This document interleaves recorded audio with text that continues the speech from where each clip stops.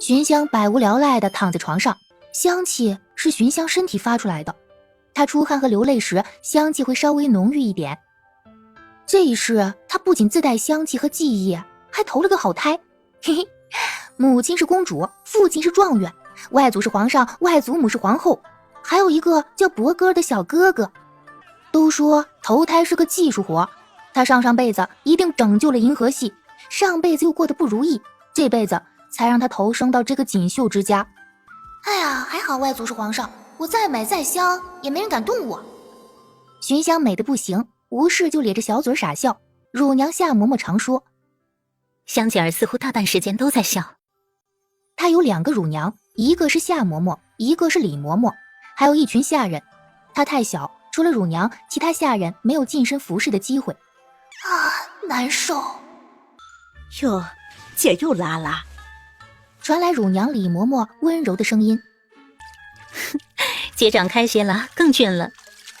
驸马爷呀，是咱们大黎朝有名的美男子，公主殿下也是美人儿，将来姐儿啊，不定得有多美呢。姐儿天生带着花香，又美貌如花，不要说公主殿下，连圣上和皇后娘娘都稀罕得紧。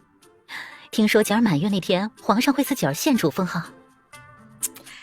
姐有大福气。这话寻香爱听，咧着无牙的嘴笑起来。姐身上的香气会一直有吗？会不会哪天突然没了？不会吧？我也觉得不会。我左眉上这颗痣啊，听我娘说，小时候是肉色，5岁后开始慢慢变黑，8岁后就全变黑了。这个问题寻香之前也没想过，会不会哪天香气突然没了，就像某些小孩从单眼皮突然变成双眼皮一样？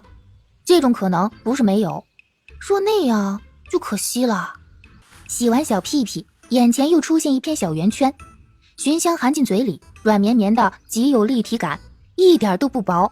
她不自觉地吮吸起来，她吃奶真是使出了所有力气。最隐私的地方天天被人看被人洗，这个算什么呀？人生必须经历的阶段，哪个人都避不开。哼，我没有啥不好意思的。终于盼到8月19，寻香满月，公主府今天要大摆满月酒，帖子前几天就发出去了。东阳公主的身体好些了，一大早就把宝贝闺女抱进怀里，她满眼含笑地看着寻香，又低头闻了闻她身上的香气。驸马爷回家看到这么可人又与众不同的闺女，一定会爱不释手。随着一阵凌乱的脚步声，小哥哥跑进正堂。娘亲，小哥哥给娘亲施了礼，就把头埋在妹妹的身上，不愿意起来。妹妹真好闻，等妹妹大些了，我要天天抱着妹妹闻。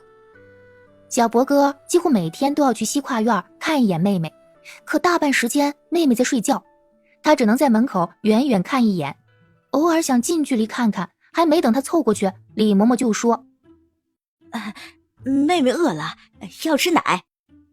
东阳公主轻笑出声：你是哥哥，以后要爱护妹妹。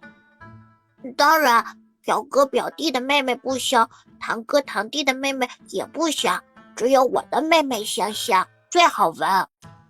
呀，妹妹笑得好美，比院子里的花还美。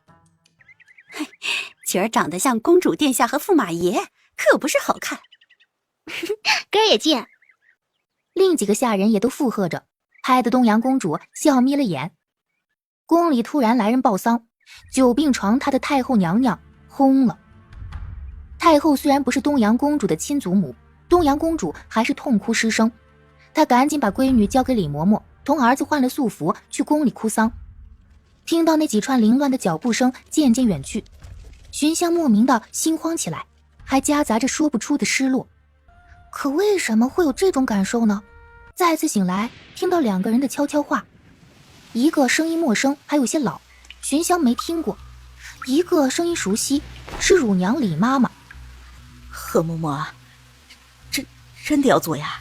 若被发现，那是砍头大罪呀！放心吧，他们发现不了的。公主殿下要3天以后才恢复，她生孩子已经要了半条命，再加上劳累伤心，回家准生病。驸马爷又不在，博哥还小，谁会注意到香姐儿啊？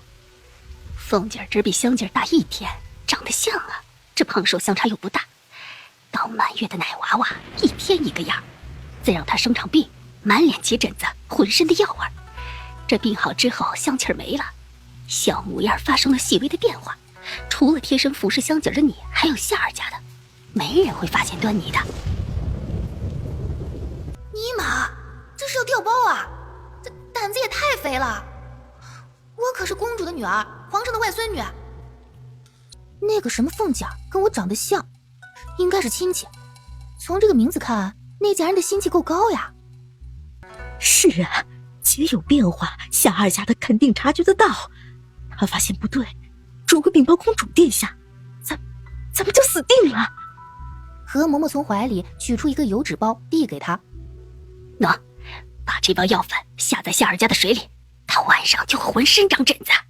他得了恶疾，会被赶出去，再没有资格给姐儿当奶娘了。香姐身体有异象，跑去巡抚，岂不是会被发现？寻香又得到一个信息，巡抚，凤姐跟本尊长得像，是祖父府上无疑了。凤姐是我伯父或者叔叔的女儿。哪里会让她活着？报出去的夜里就夭折。感情我只能活到明天夜里，只活31天，我是最短命的穿越女吧？李妈妈松了一口气，又问道：“你们都安排妥当了？”为了这件事儿，大夫人和三爷三奶奶谋划了许久了。以凤姐身体不好为由，平时啊也只有她的奶娘和三奶奶贴身照顾着。听御医说，太后娘娘撑不过这段时间了，这府里该做的准备都做了。为了实施计划，大夫人托病没去宫里哭丧，就在府里安排。夏儿家的明早之前就会被送出公主府，只有你一个人服侍香姐儿了。你用这块帕子在姐儿的鼻子上一捂，她就会昏睡。午时处，我会带着一些衣物和给你夏奶奶吃食过来，这盒子里装的是凤姐儿。走的时候啊，你再以姐儿的名义孝敬祖母一些吃食，这香姐儿就装在盒子里头，我带走。我们会先给凤姐儿喂次药，她下晌就会起疹子。你把这包药粉分6次放在水里头喂给凤姐儿。哦，对不对，是香姐儿，她脸上的疹子会更加的严重。这不熟悉她的人不会发现有变的。她随身带着一个小香囊，这香气呀，跟香姐儿的体香差别不大。再请御医来看病，汤药、膏药，这也会混小姐儿身上的香气的。药粉在4天一喂，她会长1个月的疹子。2个月的奶娃娃跟1个月的那自是不同的了。生病之后没了之前的体香，这也就解释得通了，任谁也发现不了，人早换了。做坏事的头头是大夫人，还是我的祖母。三姨的闺女凤姐儿跟这具身子就是堂姐妹的关系了，可不是长得有些像吗？御医会不会发现？放心，这种毒是大夫人让人在西域买的秘药，御医是查不出来的，还以为是夏儿家的过的病期呢。那这是大夫人给你的1000两银子，事成之后再把另外2000两给你。不仅你们的钱财一辈子花用不完，你儿子将来的前程，三爷也包了。虽然长公主府比巡抚富贵，但鄂老太婆随便就能拿出3000两银子，也不会穷到哪里去。她为何要冒险做这种缺德事儿啊？若是败露，她和她的后人都得不了好。想到自己明天夜里就会夭折，寻香又怕又无能为力。唉，我为鱼肉，任人宰割啊！不，我现在连鱼都不如。哼，为什么是胎穿呢？好忧伤。李妈妈考虑片刻后，下定了决心。好，我做。这就对了，将来你儿子当了官儿，你把凤姐养大，出府荣养，说不定还能当个诰命夫人呢。啊！此时我身边除了这个恶奴，没有一个人。夏妈妈已经被下了毒。寻香大哭着，无论李妈妈怎么哄都不听，也不吃奶。她心里狂吼：再来个人，再来个人，快点把我抱走，抱走啊！死妮子，不许哭！寻香感觉自己的视力又好了一点，看清了恶奴长相，容长脸，薄嘴唇，眼睛鼓得圆溜，眼角微挑，锁眉尾部有一颗绿豆大的痣，20多岁。这张薄纸片此时尤为可憎，像前世漫画里的巫婆。李嫂子，姐儿怎么了？是不是拉了？我去兑温水。没拉，姐是饿了，吃饱就好了。天晚了，你歇着去吧。哦。脚步声远去，寻香气愤不已，继续大哭。又一串脚步声过来，姐儿怎么哭得这样厉害？声音颇有些威严，是正院的管事严嬷嬷。李妈妈态度一下好起来，笑着道：姐儿精着呢，白天喜欢找我，夜里喜欢找夏二家的。哎呦，不知何故，夏二家的脸上突然起了疹子，她不敢来服侍姐，在屋里歇着呢。夏二家的起疹子了，怎么不早说？姐儿过了病期，咱们可就罪过了。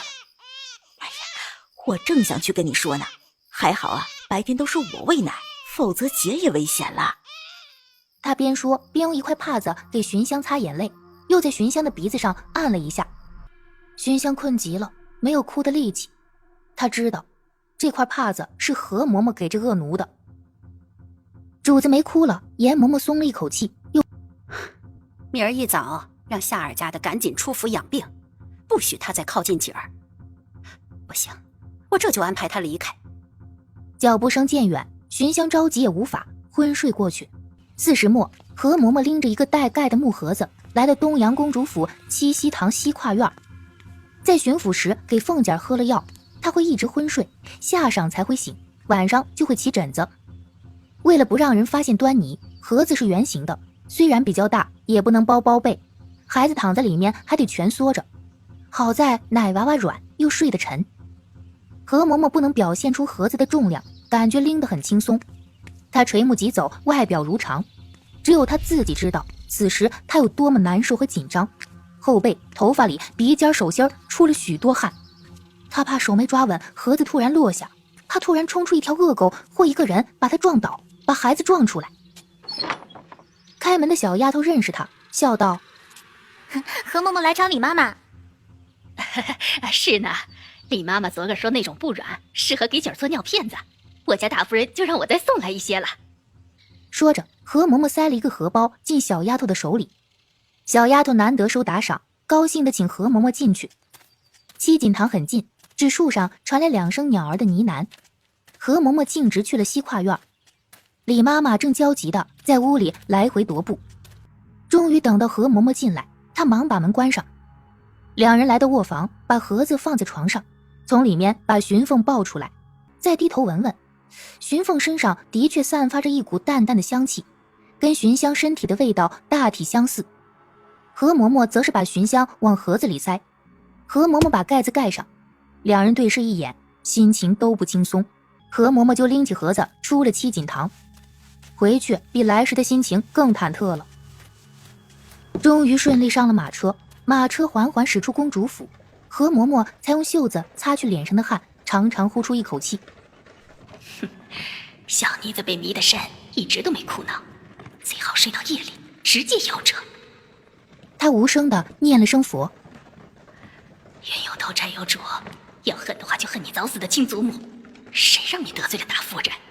从此啊，你所有的荣华富贵都将由大夫人的亲孙女享受了。哎呀，这凤姐的命可是真好啊，怪不得取了这个名字，可不就变成了凤凰了吗？何嬷嬷叹了一口气，心里七上八下。我也不想做这事儿的，说是被发现，不说我的老命，我一家老小都得完蛋。可主子让我做，我哪敢不做呀？马车驶入迎风大街，突然前面传来马的嘶鸣声和人的惊叫声。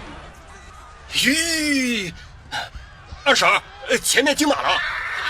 车夫是何嬷嬷的侄子何顺。金马拉着一辆马车向这边跑来，把路边的摊子刮翻，人们尖叫着四处躲避。拥挤中，何嬷嬷手中的木盒被挤掉在地上，人也被人流挤着往前走去。她惊得魂飞魄散，回头大声喊道：何顺，快把木盒拎着，那是大夫人要的东西啊！何顺不知道盒子里装的是什么，但看到何嬷嬷如此害怕，知道盒子里的东西肯定重要。他顾不上马车，横冲直撞冲进人堆，拼命把旁边的人推开。还好人不算顶顶多，没踩着盒子。他捡起木盒，随着人流往前走。你们让一下，二婶儿，盒子捡着了啊！你放心吧啊！你让开！丁昭手里的盒子也被挤了下去，他推开挤他的人，弯腰把盒子捡起来，顺着人流走，走出街口，人流分散。丁昭拎着盒子急急往家里走去，盒子里装着他给儿子买的糖果和蜜饯，给老爹买的补药，还给媳妇儿买了一块花布，花了5两多银子呢，没了多可惜。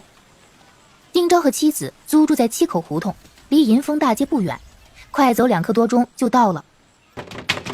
谁呀？师娘，是我。2个声音都没听过哎。盒子里的寻香一阵激动，没想到已经死定了的我绝处逢生，命运再次发生了逆转。我还给你买了块印花布。你啊，治病花了那么多钱，干嘛还花冤枉钱啊？蓝底红花，你做衣裳好看。当家的，这盒子不是咱家的呀。丁昭一惊，低头细看木盒，深褐色，大小一样，但盒子上雕了花纹，木头好得多。哟，的确不是咱家的，一定是在银丰大街拿错了，走得急也没看仔细。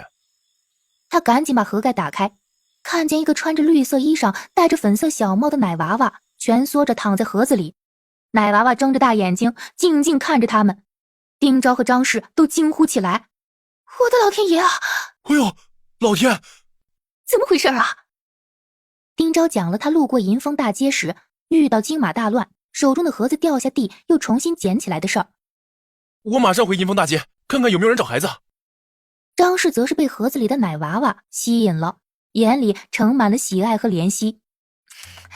真漂亮！哎呦，我第一次看到这么俊的孩子，胆子还大，没有哭。他把孩子抱出盒子，扯下尿片子，是闺女。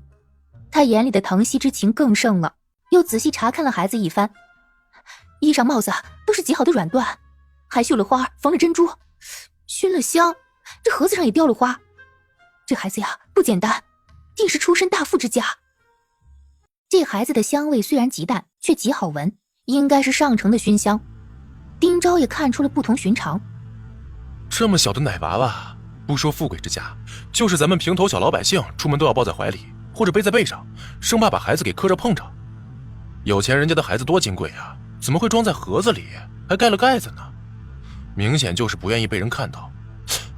哎，会不会是坏人把孩子偷出去卖钱？或者偷孩子的人是父母的仇人，要把他杀了丢去乱坟岗？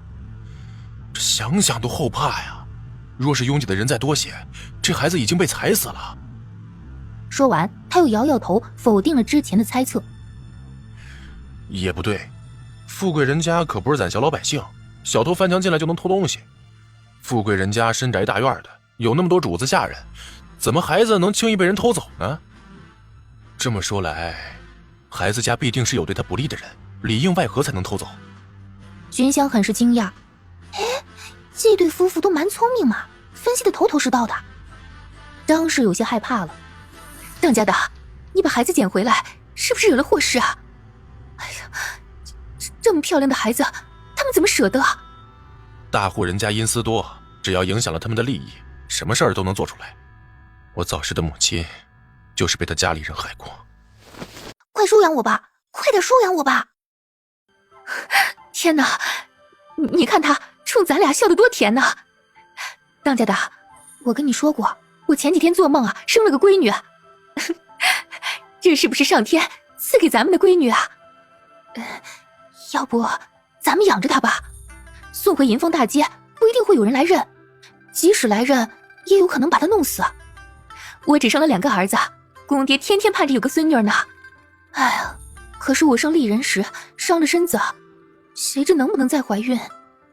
寻香激动坏了，这就是穿越女的光环呐！死定了，还能被再次调包，阴差阳错被这家人捡到。这两夫妇一看就良善，还正好没闺女。他先冲妇人更加甜美的一笑，眼珠又转向男人，殷勤地看着他。这真是上天赐给他们的闺女。哎，你看他这小眼神，生怕我们不要他。我把他捡回来，也算是缘分。我们当然有缘分，嘿嘿，寻香高兴的眼睛都笑弯了。丁昭见奶娃娃冲他笑得甜，心里一片疼惜，还是说道：不过我们确实不能擅自留下他。为何不能？你也喜欢这孩子呢。哼，话说的那么好听，怎么又不留我了？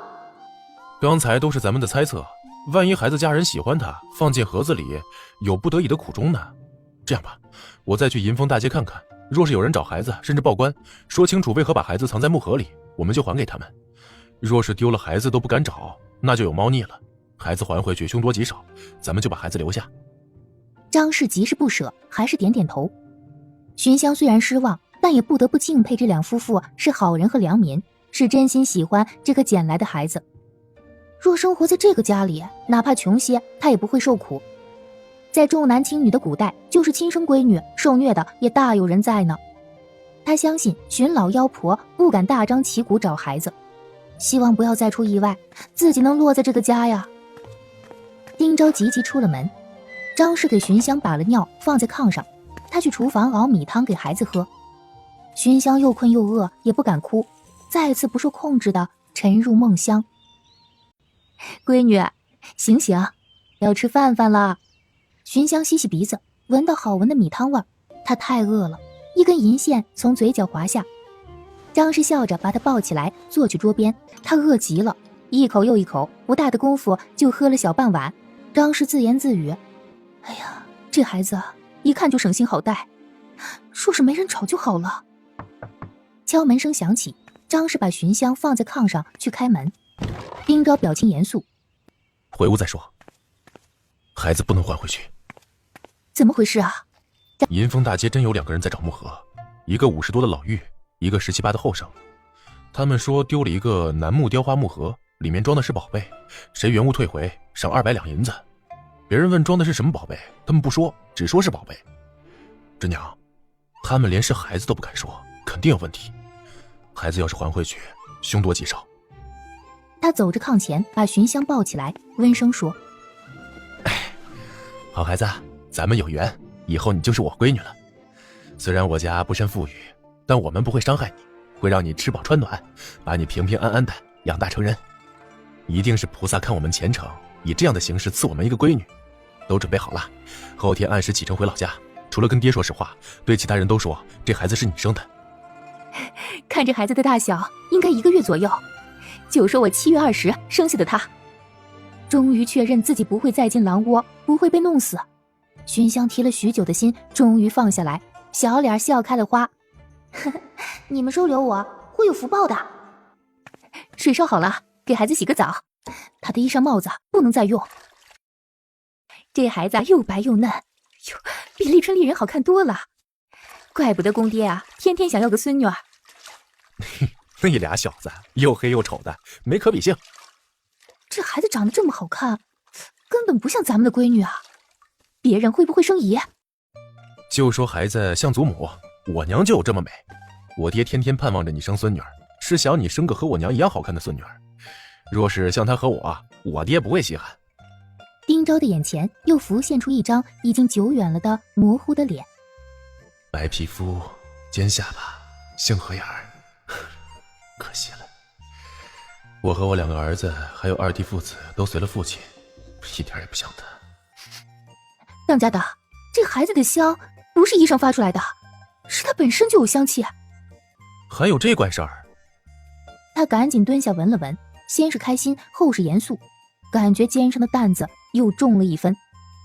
这孩子长得好，又有香气，咱们可要把他看好了，不能被坏人惦记去。哦对，名字我都想好了，就叫丁香。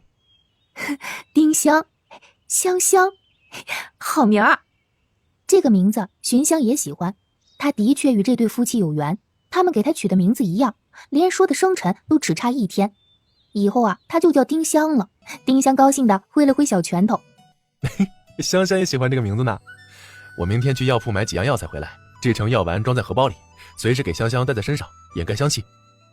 为何不制香丸？咱们是乡下人，哪里有给小孩子带香丸的？就说孩子有不足之症，随身带着药丸治病。这孩子哪里像是有不足之症的？的确是又白又胖的，身体好得紧，就说香香半个月时，一天夜里突然大哭，怎么哄都不行。次日请道婆来看，道婆说孩子失魂了，得用药丸镇着，药丸要带到年满15岁。等姑娘长大了，不带药丸带香丸，照样能压住她本身的香气。这事儿只能跟爹说啊。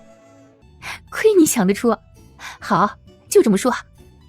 夫妻两人的欢喜也感染了丁香，哪怕被人看光光，他也乐得欢，小胳膊不停舞动着。本来还想蹬蹬腿，想到光腚做那个动作不雅，又放弃了，把丁香擦干放上炕。这珠子虽然小，可是圆滚滚的，一看这品相就不错。香香的东西都不要卖，也不要扔，到底是他从那个家里带出来的。那个木盒子太显眼了，劈了当柴烧吧。在京城这几日，一定要把孩子看好，不要让他哭声传到外面去。万一被邻居听到了，也不要承认我们家有孩子，只说我们也听到了哭声，不知道是哪家的。洗了的小衣裳和尿片子也不晾在院子里，晾在屋里，还不能让人进屋。丁香给这对善良又聪明的夫妻点了个赞，他也怕他们把衣裳包被卖了或扔了，这些东西将来有大用。公主娘给他戴在手腕上的小金镯子就不在了，那是皇后外祖母赏她的，肯定比取下带去了凤姐身上。你们是真的让我当闺女啊，连哪天出生的都商量好了。这对夫妇不止良善，还经得起诱惑。何婆子出那么高的赏银也没动心。好人一生平安，好人有好报，吉人自有天相，赠人玫瑰，手有余香。你们一定会有福报的。丁香也想快些离开京城，她的体质特殊，怕被荀家人找到灭口。丁香发誓一定要记住那个血脉亲人以及做坏事的人，万不能忘了，将来回来报仇。突然院门响了，夫妻二人都紧张起来。张氏把丁香抱进怀里，目光寻摸着藏孩子的地方，抖着声念叨着：香香乖啊，不能哭。丁昭走出去，关好卧房门和上房门，然后丁昭乐滋滋地回来。是后一个胡同的李老二，他的火疖子好了，给了我50文大钱当谢礼。这位爹爹很聪明呢，当个临时工还偷学了一项技能。制药丸也是在那里偷学的吧？香香呀，是我们家的福星，你一来，爹爹就挣钱了。又对丁昭说：明天给香香扯几只好棉布，要软的。再买些蔗糖回来，放在米汤里给香香喝，甜。我这可怜的闺女，委屈她了，只能喝米汤。听了这话，丁香的小胸膛里溢满甜蜜。别看这位爹爹长得豪迈，感情很细腻呢。虚时，丁昭和张氏都上炕了，又传来拍门声，两人又紧张起来。张氏把孩子抱进怀里，丁昭穿上衣裳走去外面。夜色浓郁，天上只有几颗小星星。丁昭对着院门问：谁？官差，有人家丢了东西，看见小偷往这边跑了，看看你家进不进小偷，快开门。又是2声更响的拍门声，震得丁昭心里发抖，在寂静的夜里更加瘆人。丁昭只得打开门，走进来2个差爷，他们四周望望，问道：我说你们捡到过一个奶娃娃吗？啊？丁昭吓得魂飞魄散。这些人应该是来找香香的，而且对香香不利。若是孩子丢了报官，找孩子光明正大，无需撒谎让人把门打开再说真实目的。香香被你们带回去，危险。丁昭稳了稳神，用张氏能听到的声音说：奶娃娃没捡到。他在提醒张氏赶紧把孩子哄好藏好。那你看没看见附近的人捡到啊？若你们捡到的话，施主赏500两银子；若你们发现线索找到孩子，赏100两银子。啊！丁昭眼睛亮了一下，又肉痛的摇摇头。不瞒差爷，我们没捡到，也没看到谁捡到过。官差还是进屋都看了一圈，一个人又冲关着门的卧房使了个眼色。丁昭推开门，官差往门口看了一眼，屋里没有孩子，只有一个妇人。官差出了屋，又甩了丁昭一个小银饺子。喂，若有发现，去给5城兵马司的马红送信啊！记住，不要找别人，找马红，少不了你的赏。那么多钱，你们干一辈子也挣不到。哼！是，若是有那个好运气，就发大财了。 2个官差出了他家，又去拍隔壁的院门。丁香被张氏藏在炕柜里。荀老妖婆干这缺德事儿，荀家家主，也就是自己的亲祖父，应该不知道。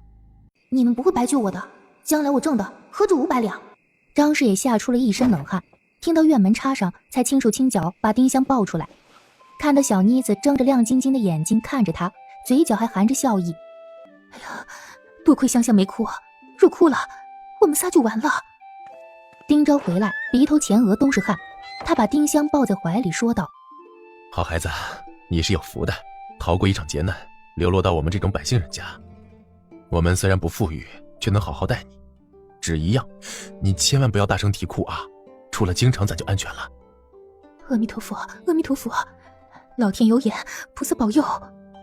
那2个官差去了隔壁家，万不能让邻居发现我们家有孩子。那些人会不会去码头找人呢？除了邻居方老大夫一家，绣坊的人知道你上个月没生过孩子，别人还有谁知道？带奶娃娃上船的人多了，咱们早些出门，做好一切防备，不让香香引起别人注意。说是这么说，夫妻2人还是忐忑不安，他们不敢睡觉。丁昭跑去院子里听外面的动静。那2个官差搜查完这个胡同，又过了1个多时辰，他们才上炕歇息。夜里，躺在炕上的丁香听了一出不可描述的大戏，还就在身边上演，让丁香的老脸通红，心惊肉跳，真是难为情。小夫妻恩爱是好事儿，好事儿，家庭和美，比前世那对父母强多了。而这一世出生在锦绣堆里，却突遭变故，流落民间。感谢穿越女的光环呐，让她不仅逃过劫难，还落入这么好的人家，父母良善，比某些亲生父母还要好得多。丁香没有一点失去富贵的遗憾，满满的都是劫后余生的万幸，及落在这个家的庆幸。次日上午，丁昭去街上买东西，张氏在厨房熬米汤。丁香静静地躺在炕上，听着窗外小鸟的啾啾叫声，以及胡同外商贩货郎的叫卖声。这里是市井，与走路都要轻手轻脚的公主府自是不同。丁香更有了一种外面的世界天宽地阔，她能展翅翱翔的舒畅感。她的心如鸟儿一样雀跃，双腿在空中乱蹬，没有包背的束缚，真畅快。哎呀，只能委屈我的香香喝米汤了。等到上了船，娘花钱请有奶的人喂你奶，到了老家就去买羊奶牛奶喂你喝。丁香可不愿意喝陌生人的奶，她大口大口喝着米汤，表示她非常喜欢，一点不觉得委屈。她这样，张氏更心疼了。我的香香本该过穿金戴银的好日子，跟着我们受苦了。上午家里院门响了2次，是左邻右舍的妇人。张氏没让他们进门，有气无力地说自己得了风寒，头疼。妇人不好进门，还是八卦了2句昨天有官差来家找孩子的事儿。哎呦呦，这谁要是捡了那孩子，这可就发财了，一辈子都吃用不尽了。500两银子，可看那家父母有多着急了。哎呀，我咋就没那个好运气呢？张氏附和2句，把门关上。下晌，丁昭回家，他不仅给丁香买了几尺软布和1包蔗糖，还买了一个拨浪鼓、1顶绣花小帽子。丁昭摇着拨浪鼓逗丁香，丁香很给面子的表现出对拨浪鼓的喜欢。鼓声在左面，他的头就会向左侧；鼓声在右面，他的头就会向右侧。这让丁昭很是高兴，觉得自己会买礼物，自家闺女喜欢。丁昭做到很晚，把药丸做好，放了2颗在荷包里，又把荷包系在丁香的小衣裳上。药味比较大，压过了似有还无的香气。见闺女冲他笑，丁昭笑着嘱咐：香香，记住了啊，以后每天都要把装药的荷包带在身上。高兴傻了吧？香香又听不懂。咱家香香比其他孩子聪明，她能听懂，就是不会说。8月22，丁昭和张氏寅时出就起床，吃完早饭，天还未亮，为丁香喝了米汤，把捏碎的药丸放进她衣裳，药味更大。为了更像哺乳期的妇人，张氏还在胸口塞了2团棉花，让那里更大。夜凉如水，繁星满天。张氏背起丁香，拎着2个包裹去了不远的街口。车行的驴车在那里等他们。丁昭把前一个胡同的房东请过来交接房子，之后去跟张氏会合。这个时候走，邻居看不到他们。到南城门正好卯时，城门也开了。丁香有一种胜利大逃亡的感觉，既忐忑又兴奋，还夹杂着一丝遗憾和不舍。丁香开始以为穿越过来是躺平抱大腿报复性享受生活，没想到一个调包把她弄去远离京城千里的乡下。5时末到达码头外，丁昭发现2个卖拨浪鼓的婆子形迹可疑，他们在人群里穿梭，一看见有抱或背奶娃娃的人就凑上前叫卖。不出意外，这2人应该是害香香的人派来的。丁昭跟张氏耳语几声，张氏紧张起来。不要紧张，不能让他们看出异常来。一个婆子看见他们了，小跑过来，脸上堆满了笑。买个小鼓吧，20文一个。哎，不要，已经在京城买了。15文一个，比京城便宜得多。后生仔仔细瞧瞧，这小鼓好得紧呐。小鼓做的精致，京城要卖25文一个，的确便宜。不买好像不太合理，但更不合常理的是，这么好的小鼓为何要便宜这么多？丁昭心里更加坐实之前的怀疑，掏钱买鼓。婆子看张氏背后，孩子用蓝粗布包着，头上只露了一条缝，看不到孩子的长相，有一股药味。孩子真俊，多大啦？2个多月了。哎呀，孩子拉稀，这么小就吃苦汤药，可怜呐。丁昭递过铜钱，接过拨浪鼓，没发现异常的婆子又去了别处。夫妻2人暗松一口气，这孩子真省心，直到上船也没哭。那好孩子，你受苦了。香香真乖，真聪明，坏人不在了，难受就哭几声。丁香知道安全了，瘪着嘴哼哼唧唧几声，算是撒娇。她没哭，万幸大过难受。不远处一个大娘看不过去，摇头说道：哎呦，怎么带的孩子？孩子拉了也不说马上换尿片子。哎呦，可怜劲儿的。夫妻2人没敢言语。张氏抱着丁香满船寻摸，还真看到一个抱奶娃娃的妇人，胸脯挺得老大。张氏走上前笑着说：嫂子，我生产亏了身子，没有奶，你能不能给我家孩子喂口奶？1天3次，每次10文大钱。妇人非常愿意挣这个钱，笑容灿烂。好啊，我奶水多，我儿子吃不完。一旁的男人更是乐不可支，没想到坐船还能挣钱，坐个7、8天能挣200多文呢。妇人身上气味不好闻，丁香觉得她好些天没洗澡，奶嘴儿肯定不干净。尽管饿得发昏，还是把脸转向一边，坚决不喝她的奶。张氏只得抱回来，气得妇人直咬牙。丁昭又拿着大钱请船家帮着熬米汤。吃饱喝足的丁香咂巴嘴，真舒坦。丁香咧着小嘴笑起来，笑着笑着再次沉入梦中。9月初2下晌未时初，大船顺利到达临水县码头。我彻底脱离了寻老妖婆的魔爪，再也不是皇上的外孙女，东阳公主和巡抚马的闺女。从此以后的许多年，我将以小农女的身份，在广阔的农村种田经商，做好与坏人战斗的一切准备。丁昭雇了一辆驴车去北泉村。驴车没有棚，这里比京城暖和，温暖的阳光晒在身上，舒服极了。丁香微眯着眼睛，又默了一遍京城那些与自己有关的人名以及听到的调包计划。记住，一定不能忘。想完京城的糟心事儿，又思索着以后如何运用前世知识挖第1桶金。养父母这么良善，费尽心思把他带离险境，他第一要务是报恩，让这个家过上更好的日子。驴车一颠一颠，再有张氏的轻拍，丁香舒服极了。没多久，他又睡着了。丁香是被一个大嗓门吵醒的。爹娘，你们回来了呀？娘抱的是谁呀？立春，这是你妹妹香香。丁香彻底清醒，这是到北泉村了。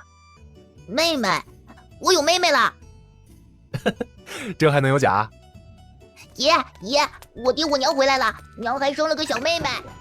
兴奋的大喊声和脚步声远去，那一嗓门打破了小山村的宁静，喧哗声一下大起来，说话声、开门声、狗吠鸡叫声混在一起。丁香的心也雀跃起来。弟妹一下生了这么大个娃，很不相信的口气。丁昭白了那个妇人一眼，不高兴地说：“嘿，怎么是一下生的？芝娘到京城不久之后就怀了身子，7月生下的孩子。我的病好了，孩子又满月了，就积极的回来了。”哎，你的病真的好了？哎，好了好了，方老大夫是神医。哼，一个丫头片子，有啥可高兴的？今年5月，我可生了第4个儿子。更多的是恭贺声。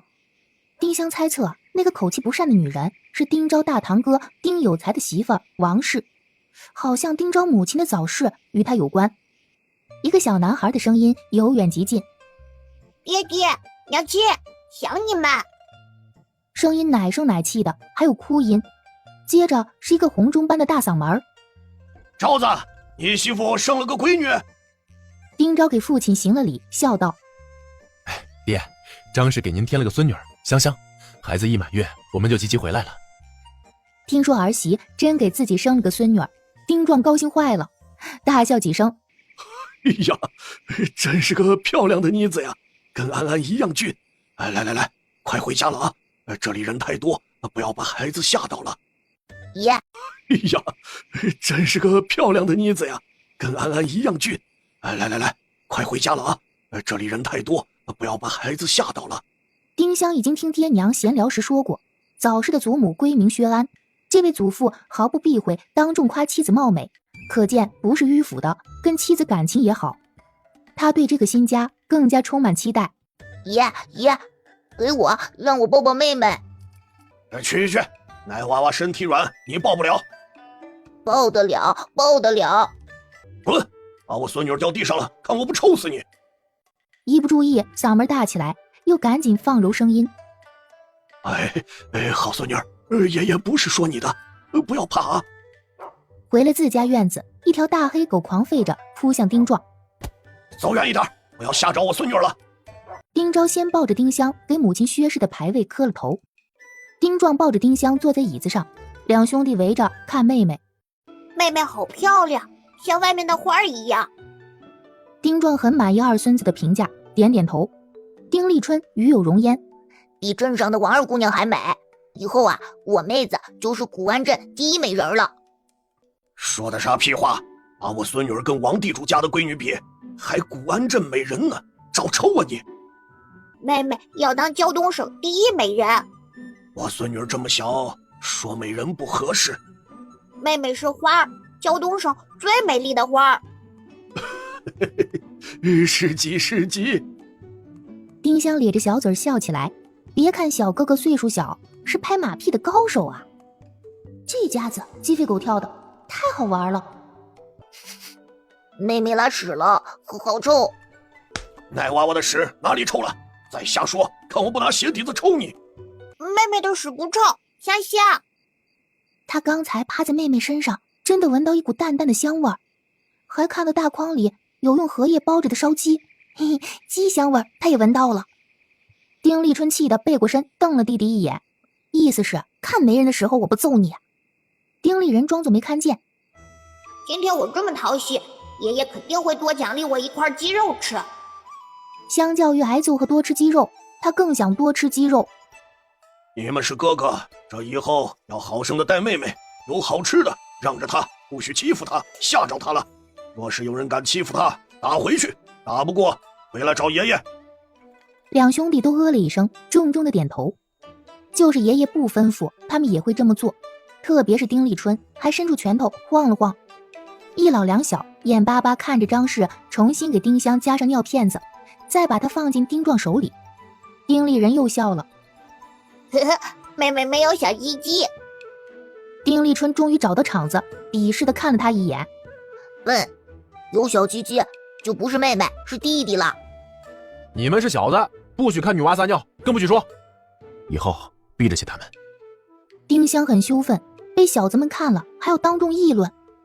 丁壮没听进他们的谈话，眼睛一眨不眨的盯着孙女看，嘴里念叨着：哎呀，这大眼睛双眼皮儿，鹅蛋脸尖下巴，白皮肤，一看就是温婉贤淑，哪儿都像安安。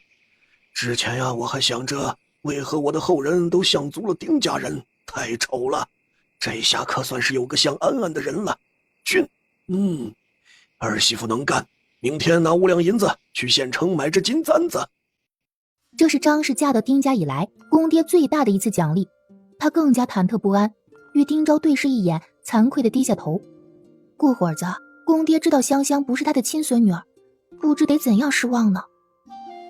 丁香觉得自己不可能跟安安祖母像，哪里会那么巧？这位祖父对自己的形容是对所有美人的形容，她和安安祖母都属于美女，在这个长相都粗犷的家里，可不就长得像了？欣喜过后的丁壮闻到丁香身上有药味，不高兴了，皱眉嗔怪道：孩子生病了，这么小就让他生病，你们是怎么带的孩子？马上翻了脸。丁昭给张氏使了个眼色，他要跟父亲单独谈谈。我去厨房做饭。夏六婶已经过来做好晚饭了，窝头和菠菜蛋花汤。我再去炒几个鸡蛋和豆干，买了烧鸡给你们爹和爷下酒。说着给2个孩子嘴里各塞了一块蜜饯，把他们拉出去。屋里只剩祖孙3人了。芝娘生产前做梦梦到满院子花开，香气醉人，没多久就开始发作。这孩子一生下来便带有香气，跟他梦中的香气一样，我们就给孩子取了丁香这个名字。父亲如此喜欢香香，又寄予了他对母亲无尽的思念，就把那个秘密永远埋藏起来吧，让老父重新快乐起来，香香在这个家也会更幸福。丁香一愣，他以为丁昭要跟老爷子坦诚孩子是捡的，他之前还有些遗憾，这么宠孙女的祖父少见呢，可惜自己没福气。还非常心疼老爷子，若他知道自己不是亲生的，像安安纯属他的臆想，肯定会难过失望。香香自带香气。丁昭点点头，把系在他衣服上的小荷包解下。我怕香香的特殊之处被外人知道不好，就专门做了药丸挂在她身上，压制香气。丁壮低头把鼻子凑在丁香的身上闻了闻，的确有一股淡淡的香气。他心里又是苦涩又是高兴，好半天才抬起头。哎呀，这香香跟安安一样，都是奇女子。我对不起安安，她跟着我没享过一天的福，还年纪轻轻就死了。你们可要好好的带香香呀，细致一些，软和些，不能让她生病，更不能让她受委屈。我们当然不会让她受委屈。爹，记着啊，为了香香好，她有香气这事儿万不能传出去。以后天天把药丸挂在她身上，若是有人鼻子好使闻到香气，只说是药丸中带的。废话，老子还能比你傻吗？自然不会说出去的。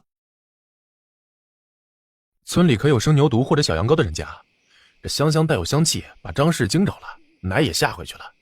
香香自出生以来一直喝的都是米汤，我去买碗奶来。哎呀，我这可怜的孙女儿遭老罪了。你三叔家的母羊刚生了小羊羔，去他家要些羊奶。哎，早知道有今天，咱们家就不买公牛，买母牛了。丁昭带着送3房的礼物出了门，听了那父子2人的话，丁香感觉自己中了大奖。都说古代重男轻女，这个家不仅正好相反，还因为特殊原因把女孩当成了宝。特别是丁昭，他清楚自己不是亲闺女。丁香感觉到丁壮的大手在他脸上轻轻抚摸着，丁香情不自禁地默喊一声爷爷。前世的爷爷奶奶重男轻女，不喜欢这个孙女，在爸妈离婚后就再没有见过他们。没想到这一世给了他一对爱他的养爹娘，还给了他一个爱他的好爷爷。不大的功夫，丁昭端着一大碗羊乳回来，张氏拿去厨房煮。饭菜已经摆上桌，看到桌上的烧鸡，丁立春2兄弟吞口水的声音异常清晰，咕咚咕咚的。丁壮忽略掉孙子的馋样，说道：把香香喂饱了再吃饭，可怜劲儿的，喝了这么久的米汤啊。张氏端着煮开的羊奶进来，晾凉后喂丁香。羊乳一股膻味，丁香还是忍着恶心喝了。羊乳对身体好，他要长高长水灵，只喝米汤可不行。他也想快点吃完，让2个小哥哥早些吃上烧鸡。香香吃饱喝足，被放在一把有扶手的大椅子上，他们边吃饭边看他。丁壮高兴，给小嘴蜜甜的丁立人撕了一条烧鸡腿，丁昭又把另一条鸡腿撕下放进老父碗里。丁立人的眼睛都笑没了，大口啃着鸡腿。丁壮父子边喝酒边说着各自的情况。丁昭如何治好胳膊，在医馆挣了钱，还顺带学会了治接庸和配药丸的手艺。老家的庄稼都收完了，留了多少粮，交了多少税。自家添了孙女，比添孙子还高兴。过几天请客，不仅要请本村的三房和大房，还要把邻村的族亲都请来，绝对不请丁下士。丁壮和大哥丁力的关系还是在前几年才有所缓和，跟丁下士依旧老死不相往来。丁立春又告状了，前几个月爷打架去了好多天。爹身体打坏没有？不管什么事儿，都该等到儿子回来打。老子还没老，为啥要等到你回来打？他娘的，那帮混蛋欺负到老三头上，跑去他家铺子收保护费，这是没把我丁红鼻子放在眼里。我领着梁子和石头揍得他们好些天起不来床。哼，还以为老子年纪大了打不过他们，也不打听打听，他们还在吃奶的时候，老子就是古安镇的第一霸。丁香咂巴咂巴嘴，这么温柔的爷爷，原来爱打群架，还是一霸呢。嘿嘿，丁红鼻子，这个外号可不好听。哈哈。小正太丁立人则关心自己的问题。爹爹，烧鸡多少钱一斤？28文一斤。镇上25文一斤，你买贵了。他在白水镇买的锅鸡肉，他家的烧鸡在县城也很出名嘞。管它贵不贵，只要好吃就成。今天的烧鸡真好吃。哼，就你嘴馋，家里的钱不是大风刮来的，吃不穷穿不穷，算计不到一世穷。爷爷和爹赚钱很辛苦嘞。丁壮点点头，又夹了一块鸡肉在二孙子碗里。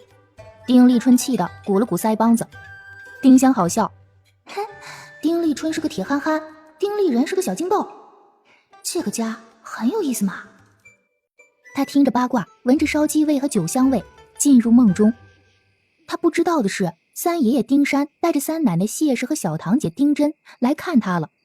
谢氏抱着他猛一顿夸，丁壮听着笑眯了眼。真不跟爹说清楚香香的身世。不说了，爹把对我娘的思念放在香香身上，心情好多了。咱本来就把香香当亲闺女，这样挺好。当家的，婆婆到底是怎样的一个人？她真的是私生女？没得到丈夫的回答，赶紧说：“算了算了，就当我没问。”丁昭沉默了许久。我娘的确是当时临水县首富薛平夫的私生女，在县衙上了当的。之前薛家住在临水县城，后来搬去了省城。我娘小时候一直跟着我亲姥生活在乡下，我姥死后，姥爷才把我娘接去县城，在外面置了别院生活。1年后，我姥爷也得疾病死了，我娘的事儿被他嫡母知道，那个老太婆找上门，想把我娘卖给一个大官当小妾，我娘不愿意。丁壮18岁时还在铁匠铺当学徒，那天他师傅让他去县城送菜刀，路过一条湖时遇到有人投湖自杀，岸边围了许多人，却没人下水救人。丁壮没想那么多，赶紧跳下湖把人救上来。没想到湖边看热闹的人里就有薛氏的嫡母。薛家嫡母或许是看见丁壮穷，人又长得丑，对薛氏说道：“你的清誉已经被他毁了，嫁不到好人家。选择我给你选的路，还是选择嫁给他？若他没有媳妇，又愿意娶我，我就嫁给他。”丁壮赶紧说自己没有媳妇，愿意娶她。现场有好多人看热闹，薛氏嫡母不好食言，也有羞辱的意思，当场让薛氏跟丁壮走。薛氏就义无反顾的跟丁壮走了。路上，丁壮对姑娘说道：“我知道我配不上你，答应娶你，只是想让你脱身。你有没有能靠得住的人？我送你过去。”薛氏眼里涌出泪水，之前抱着必死的决心，却没想到遇上这么善良的男人，不用死还有了依靠，这已经非常好了。不管他有多穷，跟着他都是最好的选择，起码能活下来。我无处可去，愿意给你当媳妇。丁壮看看姑娘，虽然狼狈不堪，衣上头发还是湿的，但白皙娇嫩，楚楚可怜，是他这辈子见过的最好看的姑娘。他过不了自家的苦日子。我家里很穷，老母、大哥大嫂，一个兄弟，一个妹妹，一个侄子，这么多人，只有几间茅草屋，3亩薄地。大哥在家种地，我和三弟在外面学徒。嫁给我，你会吃苦头。我不怕吃苦，是顾总比死了强。我会做针线，还会学着种地、洗衣、做饭。我姓薛，闺名薛安。这么漂亮的姑娘，愿意嫁给自己当媳妇儿，丁壮乐开了花。我叫丁壮，虽然穷，但有一身力气，打铁打得好，还勤快。我会拼命干活，不会让你饿肚子。两人去了一处无人的小亭子，商量成亲事宜。薛安头上有2只嵌宝石的金钗，腕上有一对玉镯，这是他所有的家当。2只金钗镶有珍珠宝石，值个100两银子。当了钱交给丁壮的母亲，建几间瓦房，再买几亩地，既是孝敬，让婆婆对自己好一些，他们呢也有新房住。丁壮红了脸，他不好意思要媳妇儿的嫁妆给自家建房买田，但此时不能分家，总不好让媳妇儿住茅草屋。拿20两银子买房，30两银子买地。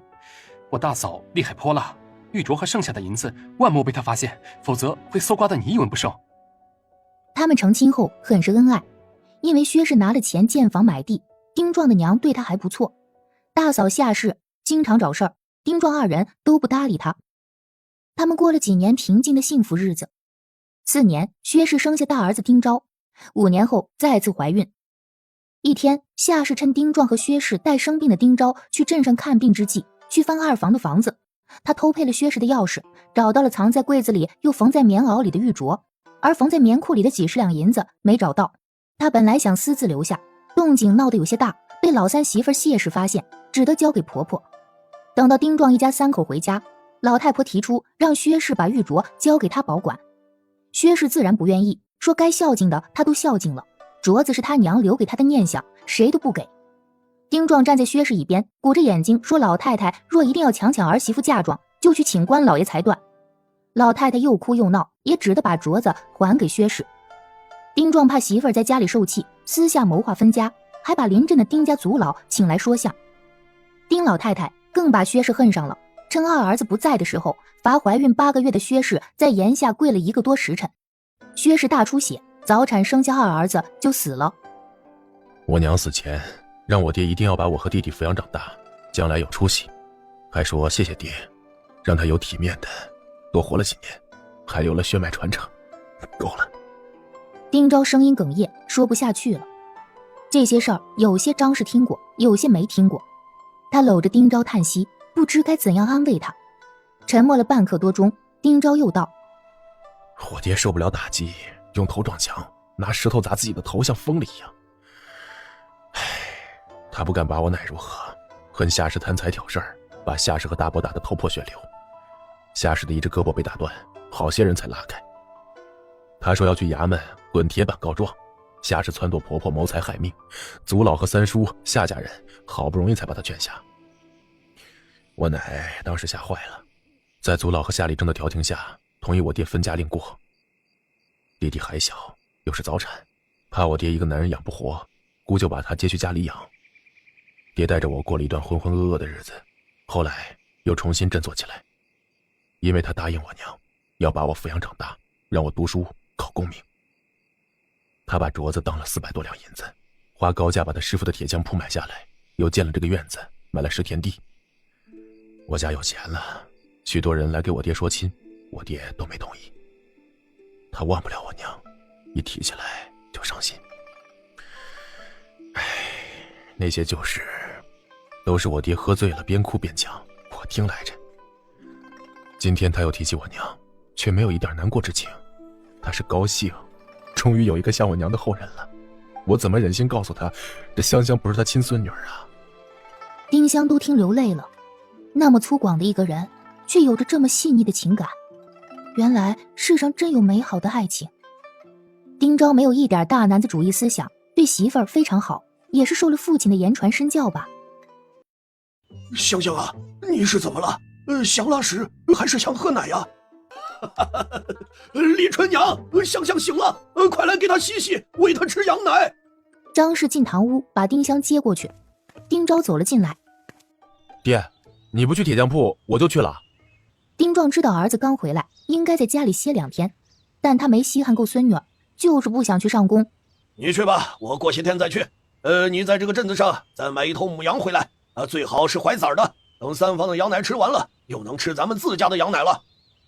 丁立人跑进来讨好的说：“爷，买了羊回来，我带羊出去吃嫩草，把羊养得肥肥的，多给妹妹挤奶喝。”丁香被洗得干干净净，吃饱喝足，又被放进丁壮手里。丁壮盯着孙女看，直至孙女睡着。丁香再次醒来，是被狗叫声和丁壮的骂狗声吵醒的。大狗跑进屋，被丁壮撵了出去。丁香睁开眼睛，看到2滴又长又粗的黑色水滴挂在眼前，还在缓缓下滑。随着吸溜一声，那2管长水滴又缩了上去，再缓缓滑下。哈哈，丁香知道了，那是丁立人小正太的鼻涕。鼻涕越来越近，丁香生怕他吸溜不住落自己脸上，侧过头大叫起来。一阵洪钟似的大嗓门飘进来：“你这个臭小子，又去招惹你妹妹，看我不揍你！”“我没有招惹妹妹，就是看看她。”“你不招惹她，她怎么会哭呀？”丁立人大哭起来，委屈的不行。“我真的没有招惹妹妹，应该只当她没我。”张氏跑进来，把小正太拉去一边，给他擦了鼻涕。“姐妹跟你不熟悉，你离得太近，她害怕。”“好，下次看妹妹离远些。”丁香非常过意不去，她刚才没有哭，是干打雷不下雨，却害小正太挨了冤枉打。张氏把丁香抱起来，给她把了臭臭，喂了羊奶。丁壮接过丁香：“走，爷爷带你晒太阳。”他坐在院子里的苹果树下，果子结的不多，摘了一些，树上还稀稀拉拉挂了几10个青果子。午后，秋风透过枝叶洒在丁香的小脸上，暖暖的，还能闻到苹果香。大狗黑子走过来，蹲在丁壮脚边，长鼻子向丁壮伸去。丁壮给了他一脚，他不敢往前凑，只鼻子冲着这个方向。他家的鸟儿也越来越多，盘旋在院子上空，有几只胆大的飞在祖孙头顶。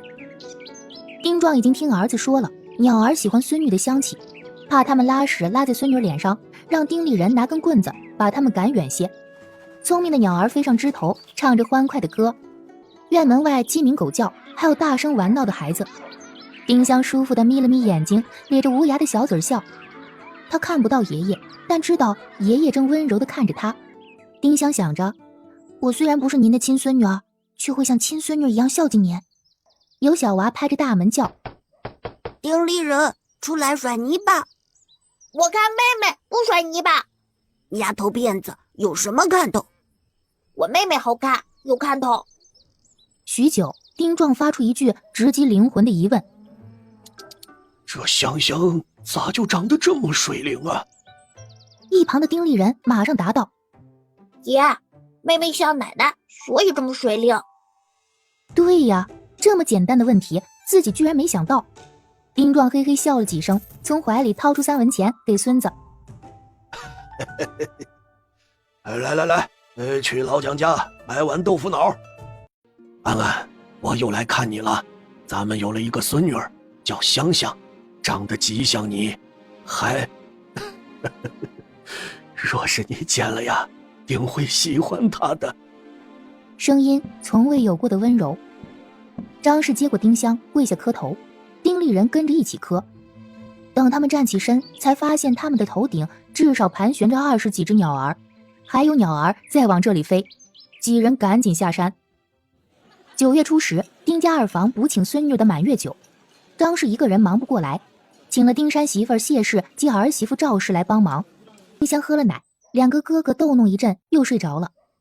他醒来后，感觉自己从一个怀抱落入另一个怀抱，听着大人们的夸奖以及丁壮得意的哈哈声，一圈抱下来，不知道谁是谁。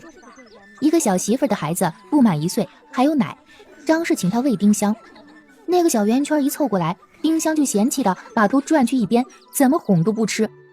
张氏只得接过孩子，笑道：“哎呀，他一生下来就是吃米汤和羊奶，人奶倒是吃不惯了。”张氏把他抱进卧房，隔断了外面的嘈杂声。今天的客人足有近100人，院子里摆了11桌，上房堂屋摆了1桌招待贵客。听丁昭和张氏私下说，生2个儿子加起来也没今天请的客人多。下晌，客人们陆续走了，客人刚走不久，就从上房传来丁壮的骂人声及丁池的顶撞声，接着是砸板凳砸碗和丁立人丁立来的大哭声。怎么回事啊？爷说五叔摆臭脸，连香香都不愿意抱一下。五叔说丫头片子有什么了不起啊，干嘛都要供着她。历来弟弟满周岁，爷才请了5桌客，凭什么丫头片子请12桌客啊？爷不高兴，说10个孙子都比不上这1个孙女。钱是他的，他愿意请多少就请多少。五叔又管爷要20两银子做生意，爷不给，还让他不要乱花钱。五叔就说要去省城找舅舅薛大户借钱。爷爷说若他敢去找薛家人，就不是他丁壮和安安的儿子，还要把他腿打断。五叔就坐在地上哭着喊娘，爷更生气了，拿凳子和茶碗砸他。说着，丁池拉着媳妇儿抱着儿子冲出上房，又一溜烟冲出院门。丁昭追出去劝解：池子，现在天快黑了，怕是进不了城门，跟爹赔个不是，明儿再走。你得了吧，我才不住这个家呢，老爷子从来没有待见过我这个儿子。院子里静谧下来。张氏知道老爷子生气，只有丁香能让他展颜，便带着3个孩子去了上房。丁壮正坐在椅子上骂骂咧咧，看见2个孙子进屋，刚要把气发在他们身上，又见儿媳妇儿抱着孙女儿进来了。一看见那个软软的小人儿，刚才的气一下子烟消云散，伸手把丁香抱过来。哎呦，爷的宝贝，爷还有你。爷不只有妹妹，还有大哥和我。张氏把凳子放好，又拿扫帚把屋里扫干净。2刻多钟后，丁昭回来。爹，放心，我把池子劝去了三叔家，今天他们住那里。屁话，他们睡山上我也不管，有什么不放心的？爹，你刚才还是急躁了，你该听听池子要做什么生意嘛。池子的性子你还不了解，眼高手低，他要做的是大生意。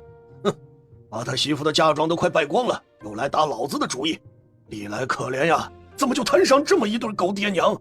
一个成日做白日梦，一个250，都不管孩子。历来只比丽人小1岁，却是连话都说不出几句，除了吃啥都不懂。我能数到100，还会背诗。见爹爹鼓着眼睛瞪他，赶紧住了嘴。夜里，张氏问丁昭：你说小叔真的会去省城找薛大户借钱？薛大户的娘恨我娘和我亲老，怎么可能认他？池子清楚的紧，不过是故意气我爹。我和三叔都劝了他，让他脚踏实地，先从小生意做起。哎呀，也不知唐氏是怎么想的，就由着小叔败嫁妆。公爹教训小叔是帮他，他还不高兴，说公爹管得宽。当初不管他男人，现在也别管。池子跟着游方道士学了几天看相，都迷进去了，非说唐氏面相旺夫，还是大旺，把唐氏哄得失了身，再娶进了家门，拿着他的嫁妆去做什么大生意。唐氏傻了吧唧的信了他的话，由着男人胡闹。池子若是会看相，我手板心煎豆腐。半夜开始下起雨来，滴答滴答敲着瓦片。丁香被惊醒，哼哼唧唧起来。张氏和丁昭听到声音起了床，一个把臭臭，一个去厨房热羊奶。虽然丁昭夫妇无微不至地照顾着丁香，可他最想的是快些跟他们分床睡。哎呀，某些事儿太让人尴尬了。秋雨一下几天，天气更加凉爽。丁壮也去铁铺打铁了，中途会抽时间跑回家看一眼丁香，再匆匆跑回铺子。丁香好笑，这有些像前世哺乳期妇女的福利，喂奶时间。呵呵。张氏见公爹太辛苦，说他晌午背着孩子去铁铺看他们。丁壮不愿意，说等明年春天孩子大些了，天气暖和了再去。还真有人找他拔佣接。丁昭有了第2份收入，虽然不多，总比没有强。丁香觉得这个爹爹聪明活络，也很钻研，不知为何没有按照薛氏奶奶的遗愿读书考科举。为了看妹妹争妹妹，丁立春和丁立人没少挨揍挨骂，连大狗黑子都没少挨踢。一大早上开始，这个家就充斥着大呼小喝，日子在快乐和鸡飞狗跳中流逝。晃眼到了腊月底，墙角那株腊梅芳香四溢。丁香已经5个多月了，她虽然看不到很远，但能看清2至3米内的东西，也有了立体及色彩视觉。终于从2维回到3维，从黑白回到彩色，眼前世界恢复了正常，变得多姿多彩了。她的运动指标也突飞猛进，躺着用2只脚给丁壮捶背，是丁香现在每天必做的事儿。丁壮乐不可支，觉得孙女儿只有半岁就知道孝敬他，比丁池那个臭小子强10000倍。在没人的时候，他偷偷练习说话，但舌头和喉咙还没发育好，说出的话含混不清，只有爸爸妈妈说的比较清晰。他当然不能现在说话，他要当聪明的天才，不当反常的妖怪。娘亲，爷爷不在，给我喝一口呗，就一小口。上次他讨要羊奶时被丁壮听到，丁壮鼓着眼睛骂了他半天。张氏笑着喂了丁立人2口奶，再喂丁香。丁立人香的眯了眯眼睛，觉得自己占了妹妹大便宜，歉意的对着妹妹笑。丁香喝几口羊奶，又指一指丁立人，意思是让张氏再喂他一口。对于丁香异于常人的聪明，丁家人都见识到了。张氏笑着低头亲了丁香一口，又喂丁立人半勺。丁立人尖着小翘嘴，半勺也当1勺喝。张氏真是个好女人，丁壮不是一般的偏心，因为丁香多次打骂过丁立春和丁立人，张氏心疼，也没怪罪伪闺女抢走了亲儿子的爱。她是真把丁香当成亲闺女了。都说原生家庭造成的心理阴影要用一生去治愈，她在这个家里只生活了几个月，原本对血亲的排斥和不信任都没有了。她承受着他们的爱，也愿意敞开心扉爱他们，把他们当成真正的亲人。只一样，公主娘和另一个小哥哥的面目更加模糊了。她想等到能拿笔时把那2个模糊的面目画下，怕是不可能了。李嬷嬷可憎的面目依然清晰，丁香怕忘了，一天要想好几遍，还有那几个关键名字也得记牢。刚喝完羊奶，院门就啪啪响起来。你爹他们从县城回来了。丁立人滑下炕跑去开门，几串脚步声飘进来。丁立春大着嗓门说：爷在福来银楼给妹妹买了璎珞圈和银锁，还买了卤猪头肉呢。丁壮脚步顿了顿，才忍住没去儿媳妇房里看孙女。把香香抱来上房。孙女等等啊，爷爷洗了手就来抱你。丁壮把丁香抱进怀里，从一个盒子里拿出一根银质璎珞圈，一把小银锁。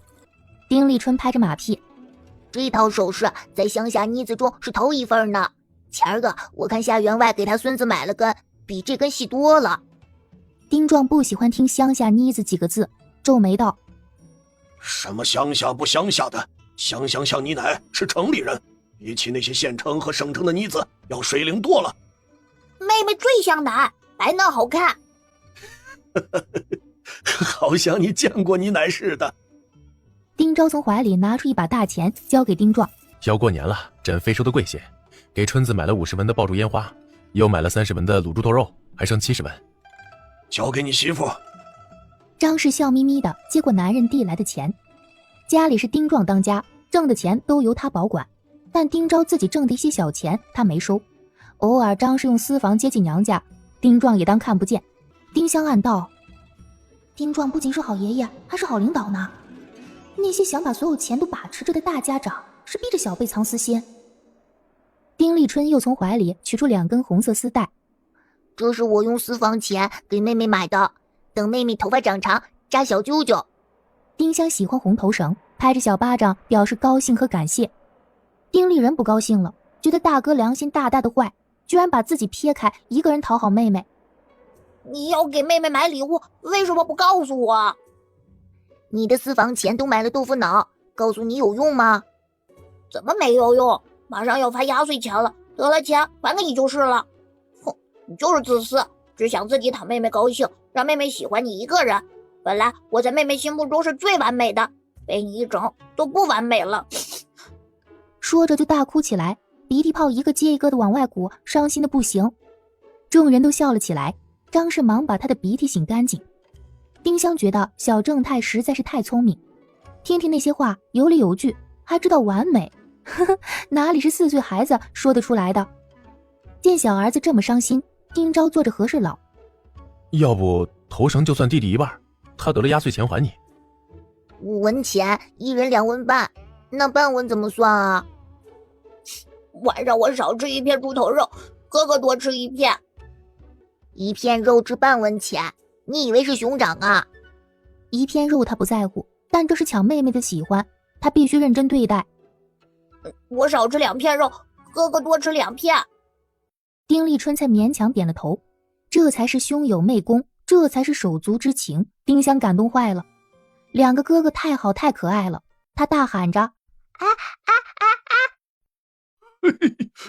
我孙女儿会喊好了，乖乖，她还这么小，将来一定能当风素珍呐！”说着就唱了几句戏词儿，跟前世的女驸马里的词儿大体相似。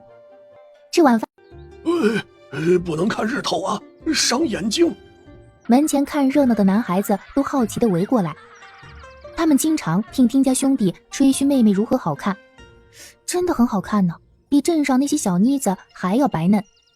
丁香也好奇地看着他们，这几个孩子看着就很穷，衣裳单薄又补丁落补丁，有2个冻得鼻涕长流。丁壮看天气好，孙女又喜欢，就抱着她向右走去。走，爷带你去你三爷爷家串门子。丁香虽然看得不远，一路上还是眼珠乱转，看得兴味盎然。特别是离他近看得清的人，眼睛都能看呆。他知道此时自己的眼神不会引起别人不快，人家当他是什么都不懂的小奶娃呢。村民们招呼着丁掌柜，再夸2句孙女长得水灵之类的话。这话丁壮爱听，笑声异常响亮，又皱着眉谦虚2句：“哎呀，这妮子啥啥都好，就是太俊太白嫩了一些。哎，丑人呐，她哪里像是那些又黑又糙的乡下妮子呀？”丁香身上起了一层鸡皮疙瘩，这话怎么那么茶呢？跟爷爷硬朗的气质不相符，不相符啊！奉承的人抖了抖嘴唇，本想再夸几句，也不愿意继续夸了。我家香香不止水灵，还极聪明，将来要当冯素珍，考女状元。然后迈着六亲不认的步伐走了。丁香看到那人捂着腮帮子，牙酸又不忿地瞪着丁壮的背影。若前面那人不是丁红鼻子，他都会冲上前去吐他几口唾沫，太气人了。丁香很不好意思，爷爷太自恋，自恋的都让人反感了。这都不是在表扬我，是在拉仇恨，好不好？他们来到一个院子前，听到一个熟悉的声音：“二伯，哎呦，小香香也出来啦！我公爹在家，二伯屋里坐。”是丁勤的媳妇儿赵氏。二伯，丁勤也招呼道。他们正在院门前贴对联儿。二哥进来喝茶。哎呦呦，小香来三奶家做客了，稀客。丁壮放心这个弟妹，把丁香交给他。丁香跟三奶奶很熟悉，小手搂着她的脖子。2兄弟进屋说话，谢氏抱着丁香在院门前转悠，看儿子和媳妇儿贴对联儿。小堂姐丁真只有2岁，路还走不稳当，扯着谢氏的衣襟要看香香妹妹。谢氏低下身让她看，丁真十分喜欢，伸手就抓。不能抓，香香妹妹可是二爷爷的宝贝蛋，抓坏了二爷爷要打人。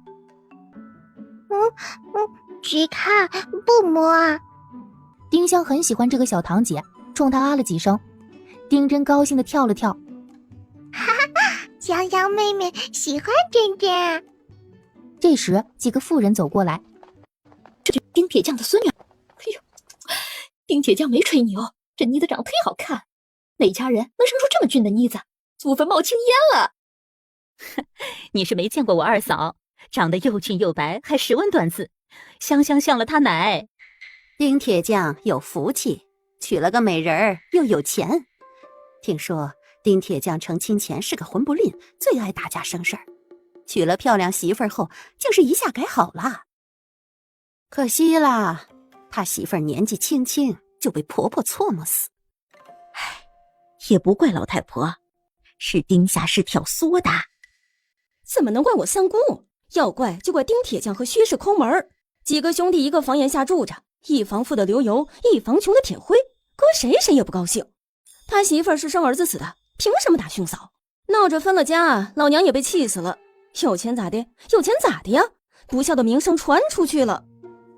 说这话的妇人离丁香近，丁香看得清楚，30左右的样子，应该是丁下氏的侄女，同丁下氏一样嫁在了本村。话不能这么说，二房富的刘游靠的是二嫂嫁妆，二嫂已经拿钱给婆家建了房子买了地，大嫂想舔着脸都要过去，等到分家时大方得大头，没有这个理儿啊。我婆婆是病死的，跟二伯没干系。怎么没干系啊？上了岁数的老人都说老太太是被丁铁匠气死的。当初他想让儿子考童生，都没人愿意给他儿子做担保，就是因为他不孝。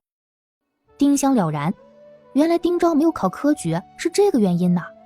古人某些观念变态，索要儿媳嫁妆，把人折磨死了，只因为他是长辈，晚辈就得受着，不受就是不孝。丁香瞪着眼睛冲那个妇人大啊了几声，意思是你在吃屁。哎呦，这小妮子知道你骂人家爷爷，生气了。再是铁匠，人家也有钱儿，过得比咱好。夏氏撇了撇嘴，看向丁香说道：哼，丁铁匠倒没吹牛，这小妮子长得实在是太好了些，不像丁家人。她一身药味，定是个身体不好的。都说长得太好的孩子是神仙下凡渡劫，活不了多久啊，就会被天收的。不许胡说，我二伯就算……我操你祖宗！敢诅咒我孙女儿，老子整死你！话还没说完，只听院子里传来大喝声，是丁壮的声音。夏氏吓得魂飞魄散，撒丫子就跑。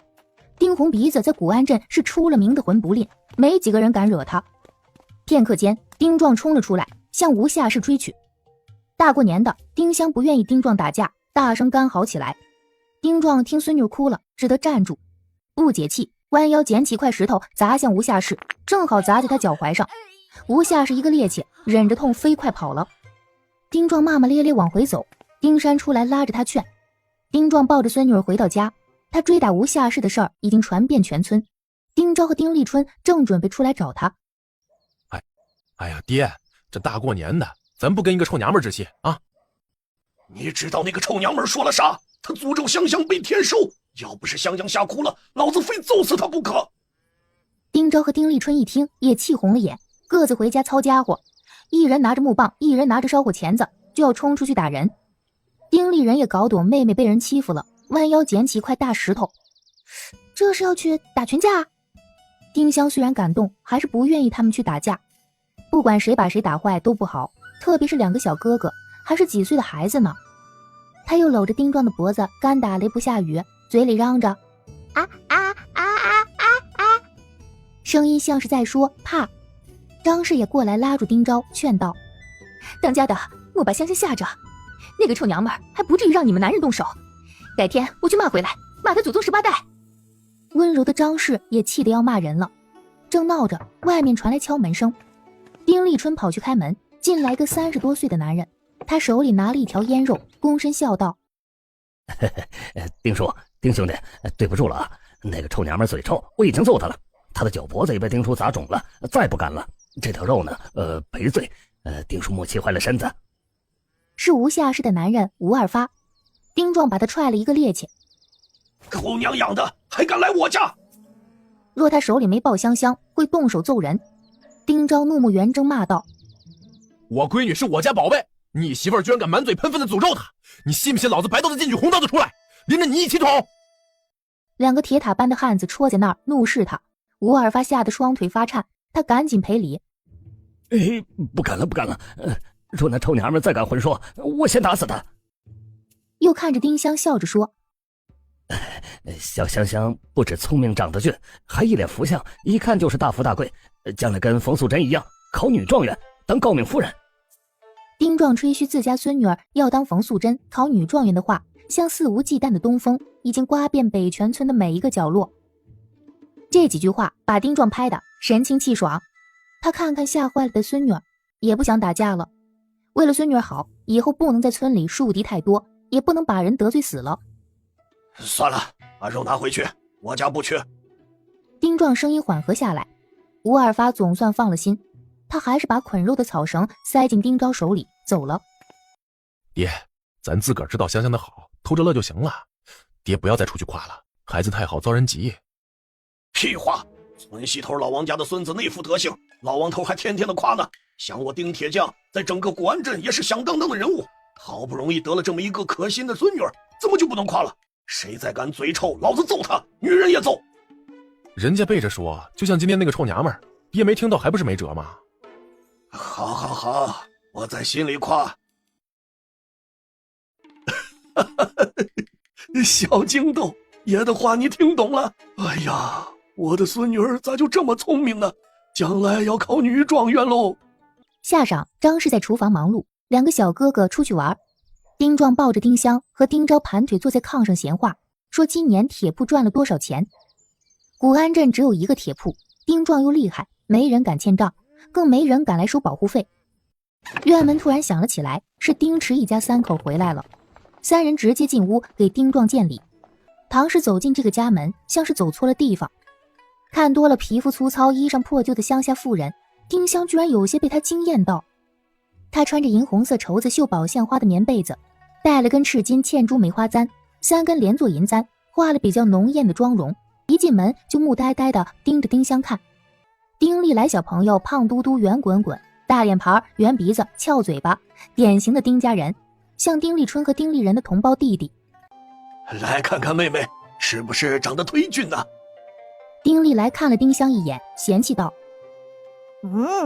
没有我娘亲俊。然后就专心吃起软糕来。唐氏呵呵笑出了声，神情极是得意。哼，这丫头长得不错，就是穿的土气了些，一看就是乡下妮子。丁壮气得肝儿疼，也不好跟孩子和二货一般见识，又瞪了丁池一眼。唐氏坐下不到半刻钟，就起身道：我回屋看看。去厨房帮忙老大媳妇，她一个人忙不过来。唐氏没吱声，脚步声不是去厨房，而是去西厢。丁壮又是一阵肝痛，但还是把骂人的冲动忍下来了。丁昭找话跟丁池聊着，丁池这次学乖了，没有一开口就说讨骂的话。他看了丁香几眼，问道：喂，香香真的长得像我娘？那是当然。之前我还以为爹吹牛呢，我娘若长得像天仙，怎么可能把我大哥生得这样丑啊？不过看了香香，我信我爹的话了。丁壮没生气，反倒脸上有了笑意，笑骂着：说的屁话，你跟你大哥一样丑，干嘛只说你大哥呀？几人说笑几句，就听见院外传来吵闹声，好像有人打起来了。丁昭起身走了出去，丁壮把丁香放在炕的最里边，也走了出去。哎呀，这妮子是极旺之相呀！哎呀，旺家、旺夫、旺天下，娘娘公主也比不上她的命格呀。师傅专门说这种长相和骨相100年难遇的，怎么会出现在丁家这个鸡窝呢？我发了，大旺罩着小家，极旺罩着大家，想不发财都不行啊！啊！丁氏激动的眼里都包起了水花。耶！历来！回头看见儿子正专心吃着软糕。喂！看着这个妹子啊，你要记住，以后要把她巴结好，保你一辈子吃香的喝辣的，记住没有？甜糕糕好吃，香甜。说话很慢，还有些结巴。哎呀，你这傻子你啊，这么没出息啊！喂，这傻儿子，你这个妹妹有大福的，你跟她把关系搞好了，你想要一大屋子的甜糕都有吗？他们说你像你娘傻，爹就怕你将来受苦嘛。若有这个妹妹护着你的话，哪怕爹娘死了，你把爹留给你的万贯家财败光了，也有好日子过吗？是不是？喂，你去哪儿啊你过来！丁历来只听进去了前一句话，他挣开父亲的手，爬去炕机前，把一盘软糕倒在机上划了一下，然后双手摊开比了一下，觉得不够，又把脚上的袜子脱了，10个脚趾头张了张，还觉得不够，又捏了下2个耳朵，一个鼻子，一个嘴巴，再环视一圈整个屋里，自己身上该用的东西都用上了，不过这么一点点，一大屋子的甜糕糕，那得多少啊？丁池看到儿子的傻样，直皱眉。你好笨呐！喂，你若是鼻子、耳朵、嘴巴不够数的话，你是不是还要加上你的小鸡鸡啊？又把儿子像拖枕头一样拖到丁香跟前。你给我过来！你好好看着你妹妹。哥看妹妹做事，她又不是甜糕糕。你这家伙，我跟你说啊，你记着啊，你一定要对你这个妹妹好。你妹妹长大了以后，不仅能给你一屋子的甜糕糕，还能给你一屋子的肘子、扒鸡、肉丸子，你知不知道？所有好吃的她都能给你一屋子啊！但是前提是你一定要对她好，你敬着她，让着她，你知不知道？我跟你说话呢。喂，你记住啊，你爷和你姥爷都可以不敬的，就是不能不敬他。你知不知道，小祖宗啊？小正太的小眼睛亮晶晶的，似乎看到了肘子扒鸡、肉圆子满屋飞。哦，不听听爷爷姥爷，妹妹告状，他们要打你大屁屁，还要打我小屁屁。你妹妹还小，她还听不懂，她现在比你还傻呢。但你只要记住我的话，你对她好就成了啊。怎么算是好？就是你巴结她呀，啊，巴结。我什么是巴结？哎，你这就是每天说10遍要对妹妹好吗？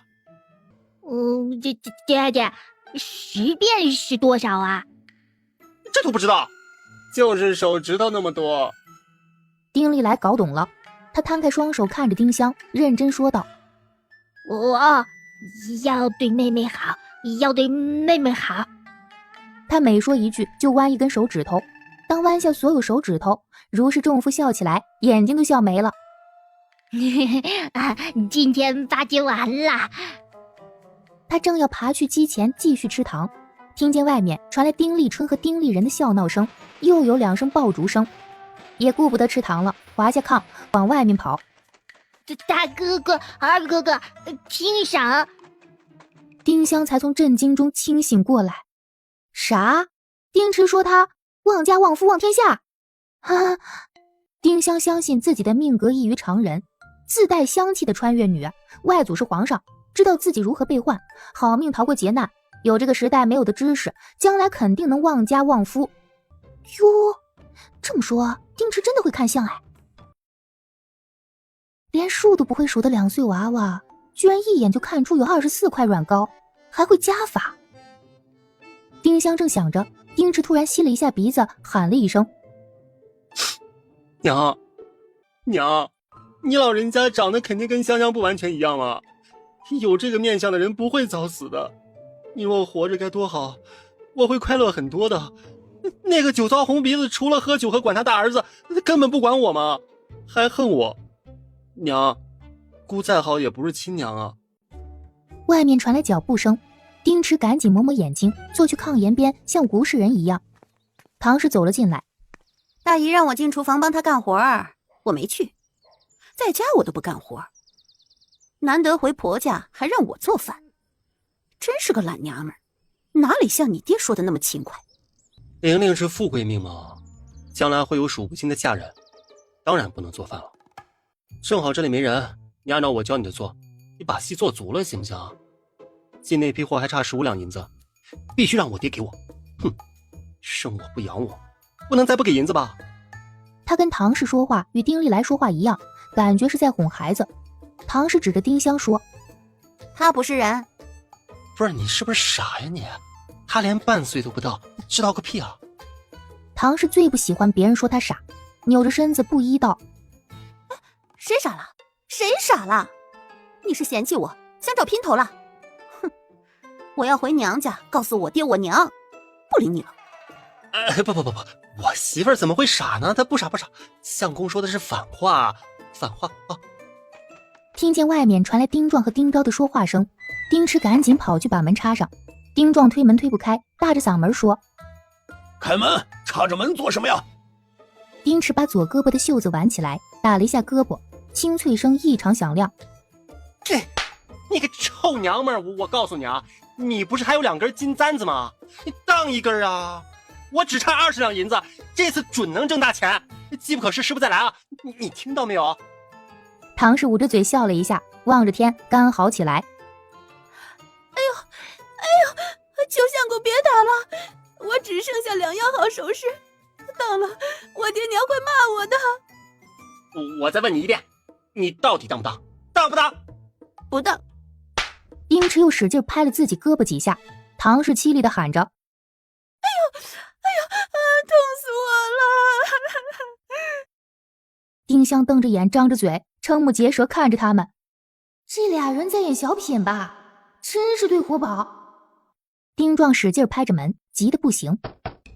不要吓着香香了，把她吓坏了，看老子不把你的皇室打出来！池子，别打了，开门，不要把香香吓着。丁池又拍了几下自己的胳膊，突然调转方向，给了唐氏一个大嘴巴。丁老五，你……喂，小声点儿！玲玲，心肝儿，宝贝儿，做戏要做足吗？不给你留点印记，他们怎么会相信我打你了？是不是？我爹不给银子，只有卖你的金簪子了。我求求你了，求你了！又捧着唐氏的脸巴巴亲了2口，再把他的衣领拉歪，头发抓乱，造成抢簪子的假象。唐氏配合的叫着：“喂，媳妇儿，我没让你叫春呐，我让你惨叫。喂，你惨叫会不会啊？”哎呀，疼死了！池哥不要打了！臭娘们儿，你还听不听话呀？啊，不听话我打死你！他给他使了个开门的眼色，自己假意被唐氏推倒在炕上。唐氏跑去把门打开，大哭道：“公爹，池哥揍我，他把我的压箱银子都卖了，还要卖我的院子和金簪子，你要给我做主啊！”丁壮冲进来，就脱下鞋子，劈头盖脸朝丁池打去。求公爹别打了，求公爹别打了！看向一旁的丁昭，埋怨道：“我相公说你表面看着正人君子，实际上蔫儿坏，还真是。弟弟被打，也不说拉一拉，只在旁边看热闹。”丁昭暗骂一声：“蠢娘们儿！”没理他。见打得差不多了，丁昭才过去把丁壮拉住：“爹，够了！大过年的别把人打坏了。”你这个媳妇很好了，带了这么多的嫁妆跟着你，你不好好珍惜还打她，你就是个畜生！爹，我拿钱不是去吃喝嫖赌，是挣钱，让家人过上好日子，我有错吗？我已经投了那么多钱进去，只差20两银子呀，20两呀，爹！肉不补齐，之前的钱都要打水漂了呀，爹！你把我的银子都霍霍了，再把金簪子当了，我爹娘会骂我的，还会让我跟你和离。池哥，我不是舍不得金簪子，是舍不下你和儿子。又跪去丁壮跟前哭道：“公爹，我的银子都被相公用完了，不能再把仅剩的金簪当了呀！”这些话是丁池在家教他的，他背了半天才背会。原本发愁哭不出来，可相公打得他脸火辣辣的疼，委屈的不行，就真哭了。丁壮看唐氏红肿的脸，哭得鼻涕一把泪一把，重重叹了一口气，满眼悲愤。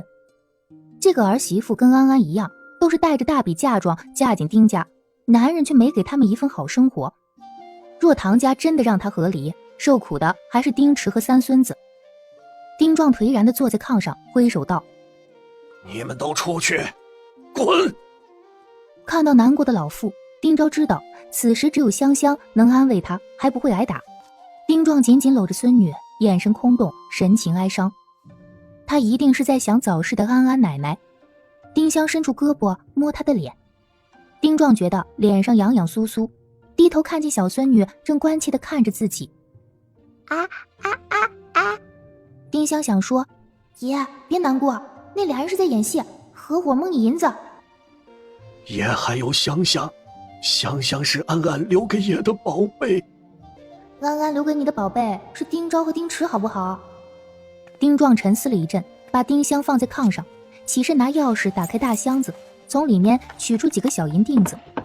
丁壮去堂屋把银子交给丁池：“只有这么多了，若是你再亏，就是把自个儿卖了，我也不会再给你1文钱。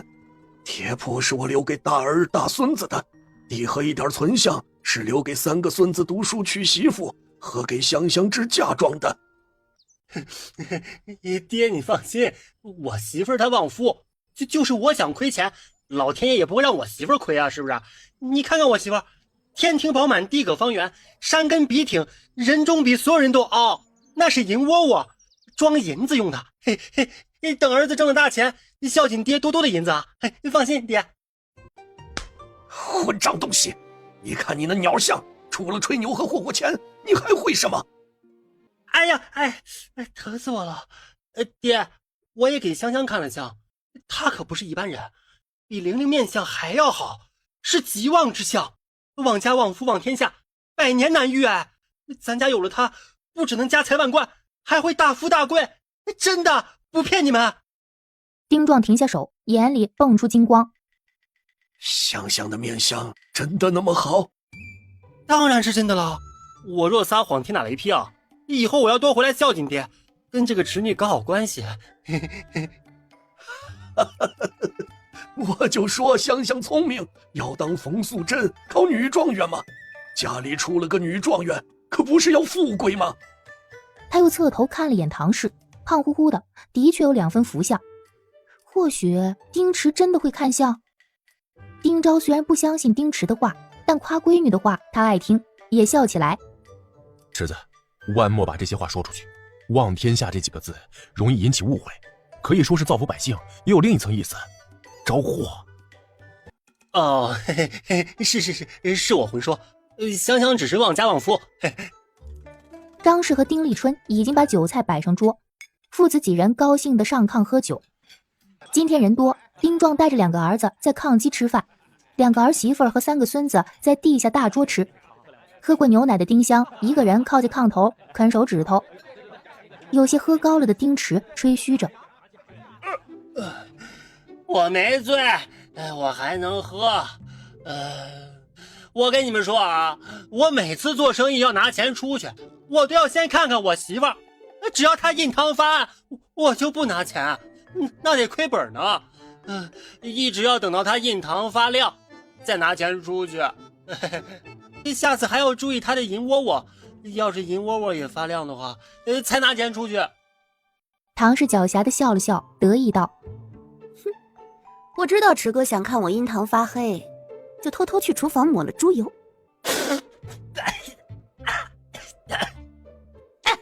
怪不得我之前次次亏钱，原来是假象。你他娘的，这蠢娘们啊！你真是个蠢娘们，谁让你偷偷抹猪油的啊？你骂我蠢，你骂我蠢。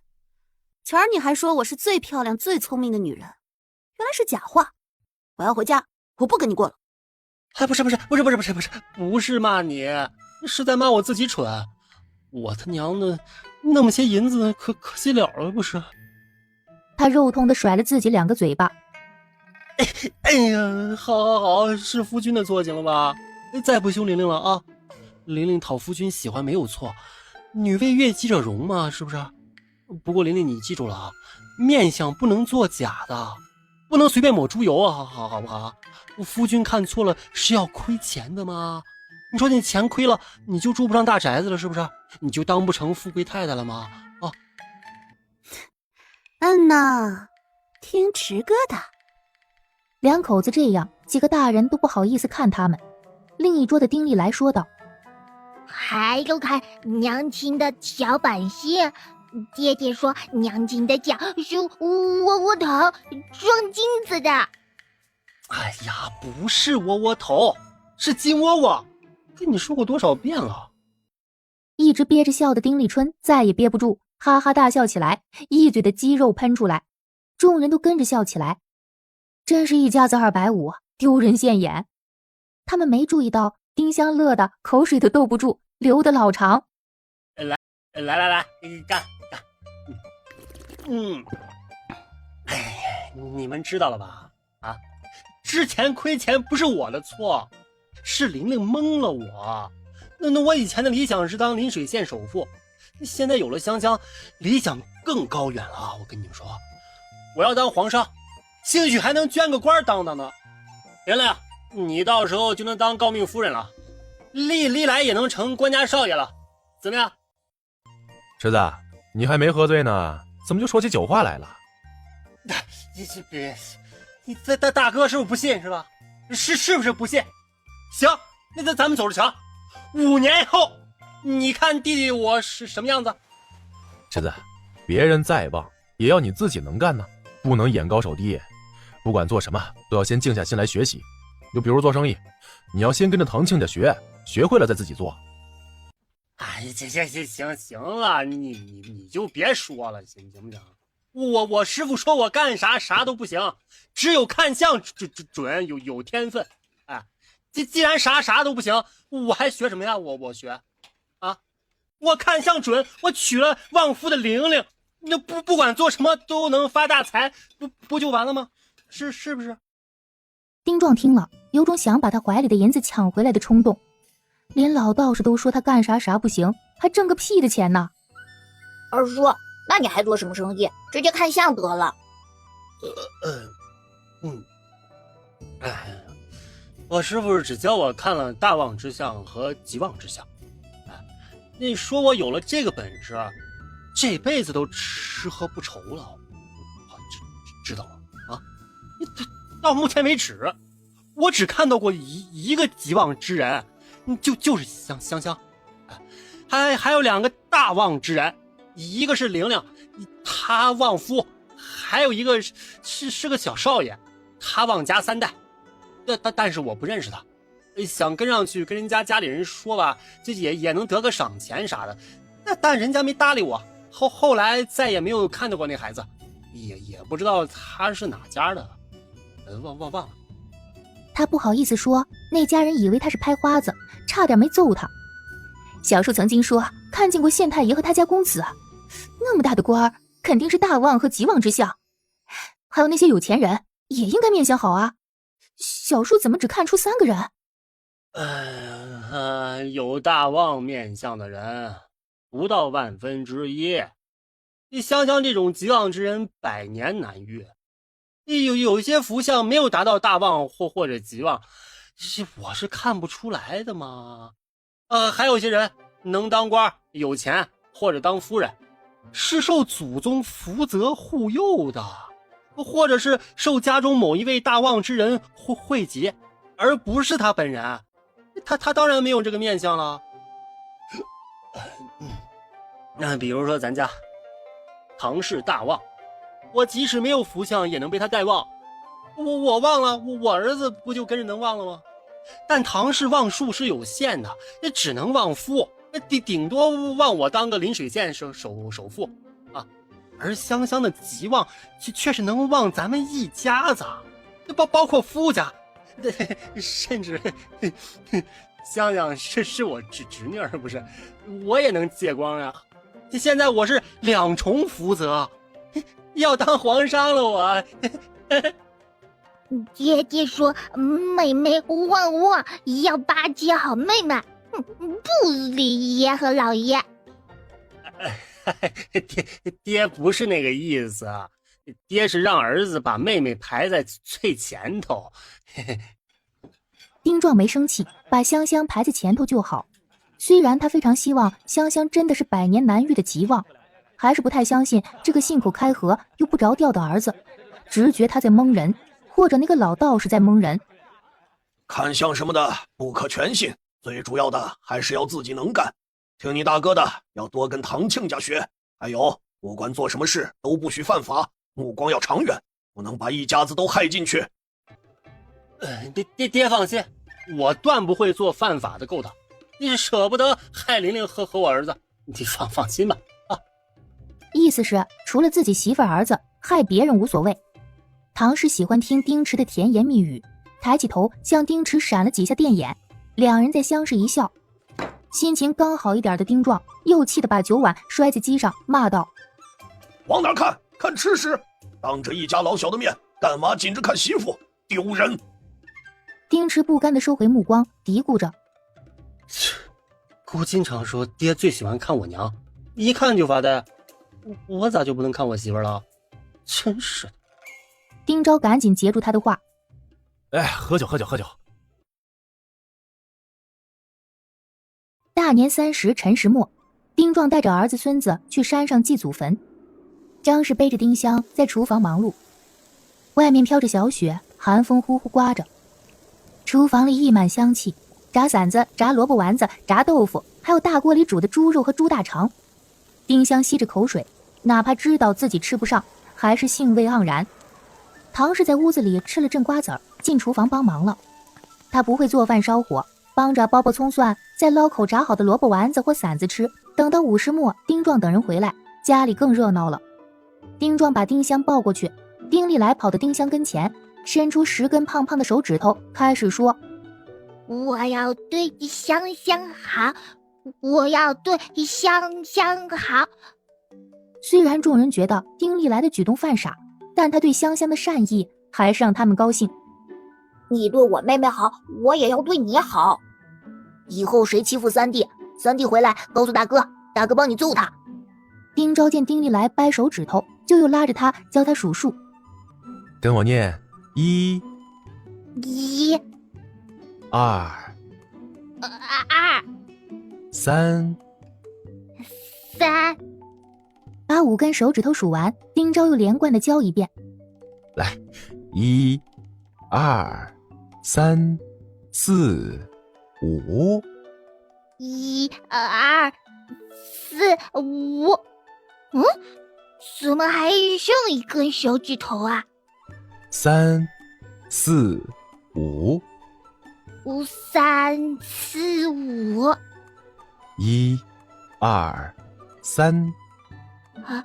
1、2、3。好，再念一遍啊！1、2、3、4、5。1、2、4、5。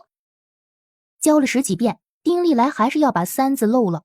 急脾气的丁壮气得望天，暗骂了上百个笨。若是大孙子和二孙子，非揍他不可。可这个孙子难得回家一趟，又摊上那么一对爹娘，不忍心打他。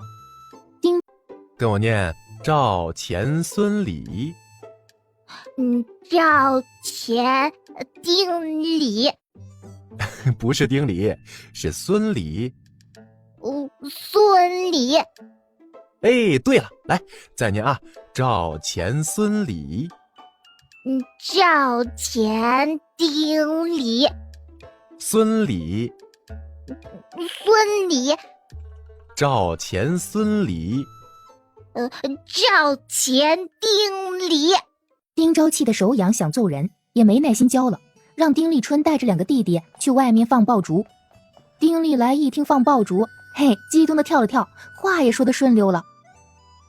大哥哥、二哥哥听赏。孩子们不在了，丁壮瞪着丁池说：“不好好的教孩子，天天想着天上掉馅饼，发意外之财。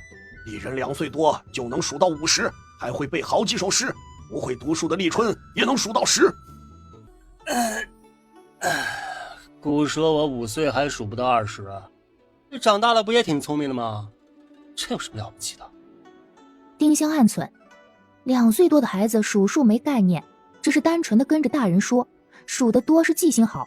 而丁丽来小朋友完全不同，他绝对懂数字的真正含义，加法也是无师自通。这个孩子在某些方面比较迟钝，但对数字极其敏感，前提是必须要教育得法，否则可惜了。哎呀，这么可爱的小哥哥，以后有机会我调教。外面还飘着小雪，天气阴沉沉的，门前灯笼在风中摇曳，偶尔会传来1、2声爆竹。申时，饭菜摆上桌，丁昭、丁池领着3个小子在院子里放了一小串爆竹。年饭开始，闻着酒香菜香，再看到小正太大快朵颐，坐在炕头的丁香不由自主的口水长流。他双眼死死的盯着盘子里那只翘着鸡头的美丽的鸡，咿咿呀呀的叫着。呵呵，丁丽来叫道：“快来看妹妹，口水把围兜都打湿了。”众人笑起来。丁壮起身把丁香抱起来，坐去桌前，撕了一块扒鸡肉放在他面前。不能吃啊，舔舔就行了。丁香馋得不行，身体前倾，伸长舌头舔着肉。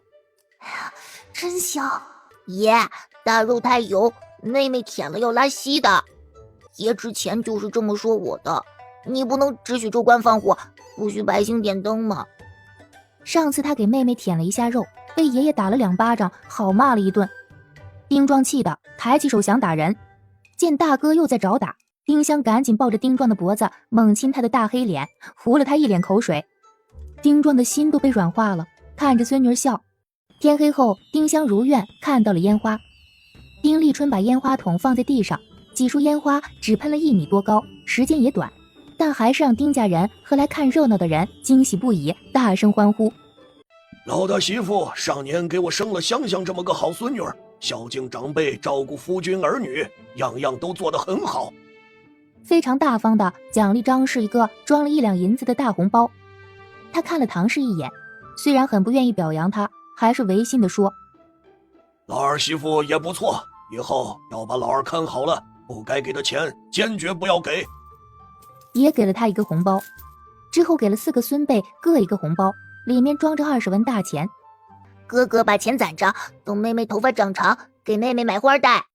丁立人听着也许愿，等妹妹长大，我给妹妹买豆腐脑吃。丁立来也赶紧表态，给妹妹买大酒去吃。之后丁昭领着丁立人去亲朋好友家拜年，丁壮和丁池几人在家接待来拜年的客人。这事儿与丁香无关，他大多时间都在孟州宫。下晌，丁昭赶牛车送丁池一家回县城自己家，看着傻傻的孙子被那2个不省心的夫妻抱上车，丁壮心里很不是滋味。好好的孙子被你们就带成这个样子。晚上，丁香看着张氏准备明天回娘家的礼物：3两银子，老爹一套细布衣裳，5斤腌肉，2包点心，2包红糖，2包药，哥哥们各一块粗布，侄子侄女各10文大钱。他娘家在山里，脚程3个多时辰，不通车，连人推的独轮车都过不去。路远，夫妻2人和丁立春走路，老黄牛驮着2个大筐，一个装礼物，一个装丁立人。丁壮可舍不得让他们带宝贝孙女去，大人背着也不行，天太冷。外面狂风呼啸，大雪纷飞，怕孙女冻着，丁壮把炕烧得暖暖的，又给她加盖了一层被子。丁壮笑眯眯看了一阵孙女，就去厅屋坐小凳子，是专门给丁香做的，上面还雕了花，等孙女大些坐。黑子又叫着要往屋里钻。丁壮知道黑子喜欢孙女，也知道他不会伤人，但怕他吵着孙女把他赶去了外面。丁香睡得迷迷糊糊，知道自己在睡觉，还能听到堂屋里的动静，想醒却怎么也醒不来。他热得一身汗，哪怕不清醒也感觉到比平时香得多，特别是被子里好闻的香气让丁香直吸鼻子，禁不住扭了扭小身子，连头一起钻进了被窝。更热了，不止身上，连脖子和头发里都是汗，香气越加浓郁，丁香感觉呼吸不畅，似睡得更沉一般。我不会热死或者香死吧？刚刚才半岁呢，这时候死了，就成最短命的穿越女了。何况这个家这么好，我舍不得死啊。他使劲睁眼睛，还想大叫，可就是叫不出声，睁不开眼。突然，他的眼前明亮宽阔起来，看到天空蔚蓝，朝阳似火，一条小船在河面上行进，河面碧波荡漾，两边山峰连绵起伏，翠色欲流。小船路过一处山崖，山崖中间有一尊长长的卧佛，佛像很大很大，占了那座山峰的2/3的宽度，闭着眼睛像2条弯弯的长线，神态安宁。小船上除了船翁，还有4个坐船的人，一男一女，一个7、8岁的男孩，女人怀里抱着一个孩子。女人穿着蜡染蓝点儿白花粗布衣裳，头上包着同色帕子，正低头给孩子整理着衣裳，稍后抬起头，一脸的愁苦，眼里盛满茫然和无措。她右眉侧有一颗黑痣，眼角微挑，嘴唇很薄。哪怕这张脸从黑白纸片变成彩色立体，丁香也一眼认出了是谁。她是那个换孩子的恶奴李妈妈。丁香吓得尖叫出声，四肢乱舞，她使足了力气，被子终于被蹬下去，啊啊的叫声异常刺耳。丁壮一阵风跑进屋，抱起丁香急道：香香，香香，你怎么了？丁香睁开眼睛，看见眼前的人是丁壮，而不是李妈妈，搂着他的脖子大哭起来。丁壮松了一口气，想着孙女定是做噩梦了。屋里的香气异常浓郁，再闻闻孙女身上更香。丁壮的腿发软，有种坐下歇歇好好闻闻香气的想法，可看到孙女满头大汗，满脸通红，很难受的样子，他也不敢歇，赶紧把孙女放在炕上，解开衣裳，用干布擦汗。也淋热水来给香香擦擦。来，好好躺着，不能打被子啊。堂屋里的墙边有个小灶，这里烧卧房里的炕，灶上铜壶里的水已经快开了。丁壮兑了一盆温水端进卧房，擦完才发现窗外飞来许多只鸟儿，叽叽喳喳叫着想冲破窗纸。丁壮给丁香盖好被子，拿着鸡毛掸子跑去屋外。哪怕是下雪天，窗外也盘旋着10几只鸟儿，正急切地往窗子里冲。丁壮用鸡毛掸子赶着，鸟儿飞上天空盘旋。大部分鸟儿都飞走了，但还是有几只聪明的鸟儿在丁壮进屋后又飞下来。香气慢慢散开，窗外的鸟鸣声渐渐减少。丁香好受多了，也冷静下来，回忆着刚才的梦。怎么会梦见李妈妈呢？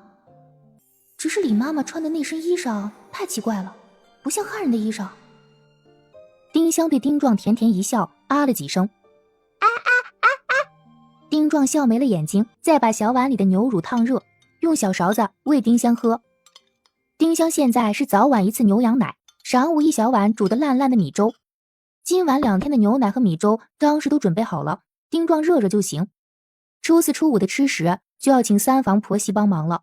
丁壮还是把衣裳用水泡上，有香气，怕被别人发现端倪。安安出了汗，只有一点点香气，这个秘密除了我谁都不知道。宝宝比安安香得多，想瞒都不好瞒呢。先前我觉得安安是花仙转世，想想这样，那一定是花仙之王转世了。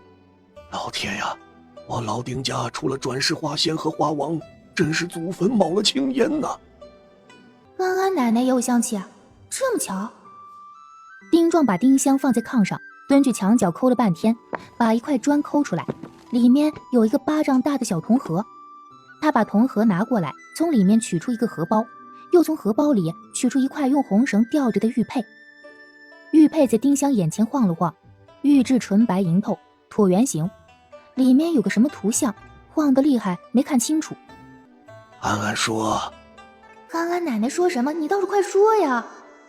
等了半天，丁壮也没有说下文，他的目光收回来，叹了一口气，又把玉佩放进荷包。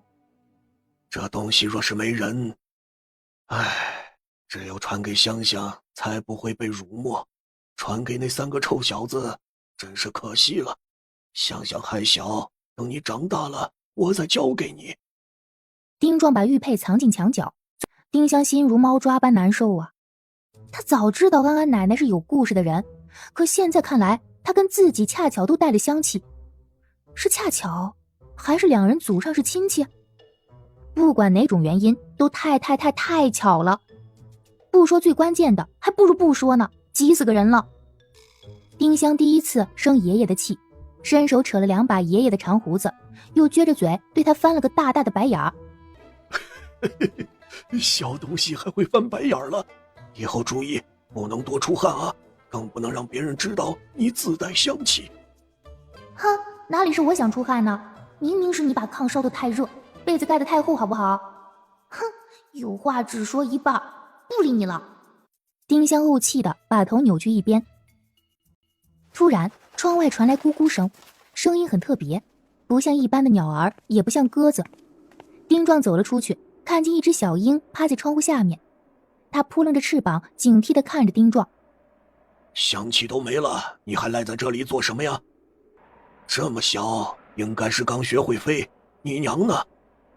他也没巴望雏鹰会回答，他不知道这只鹰怎么腿断了还飞来了自家，但肯定他是被香香吸引过来的。此时他飞不起来，赶走他只有饿死。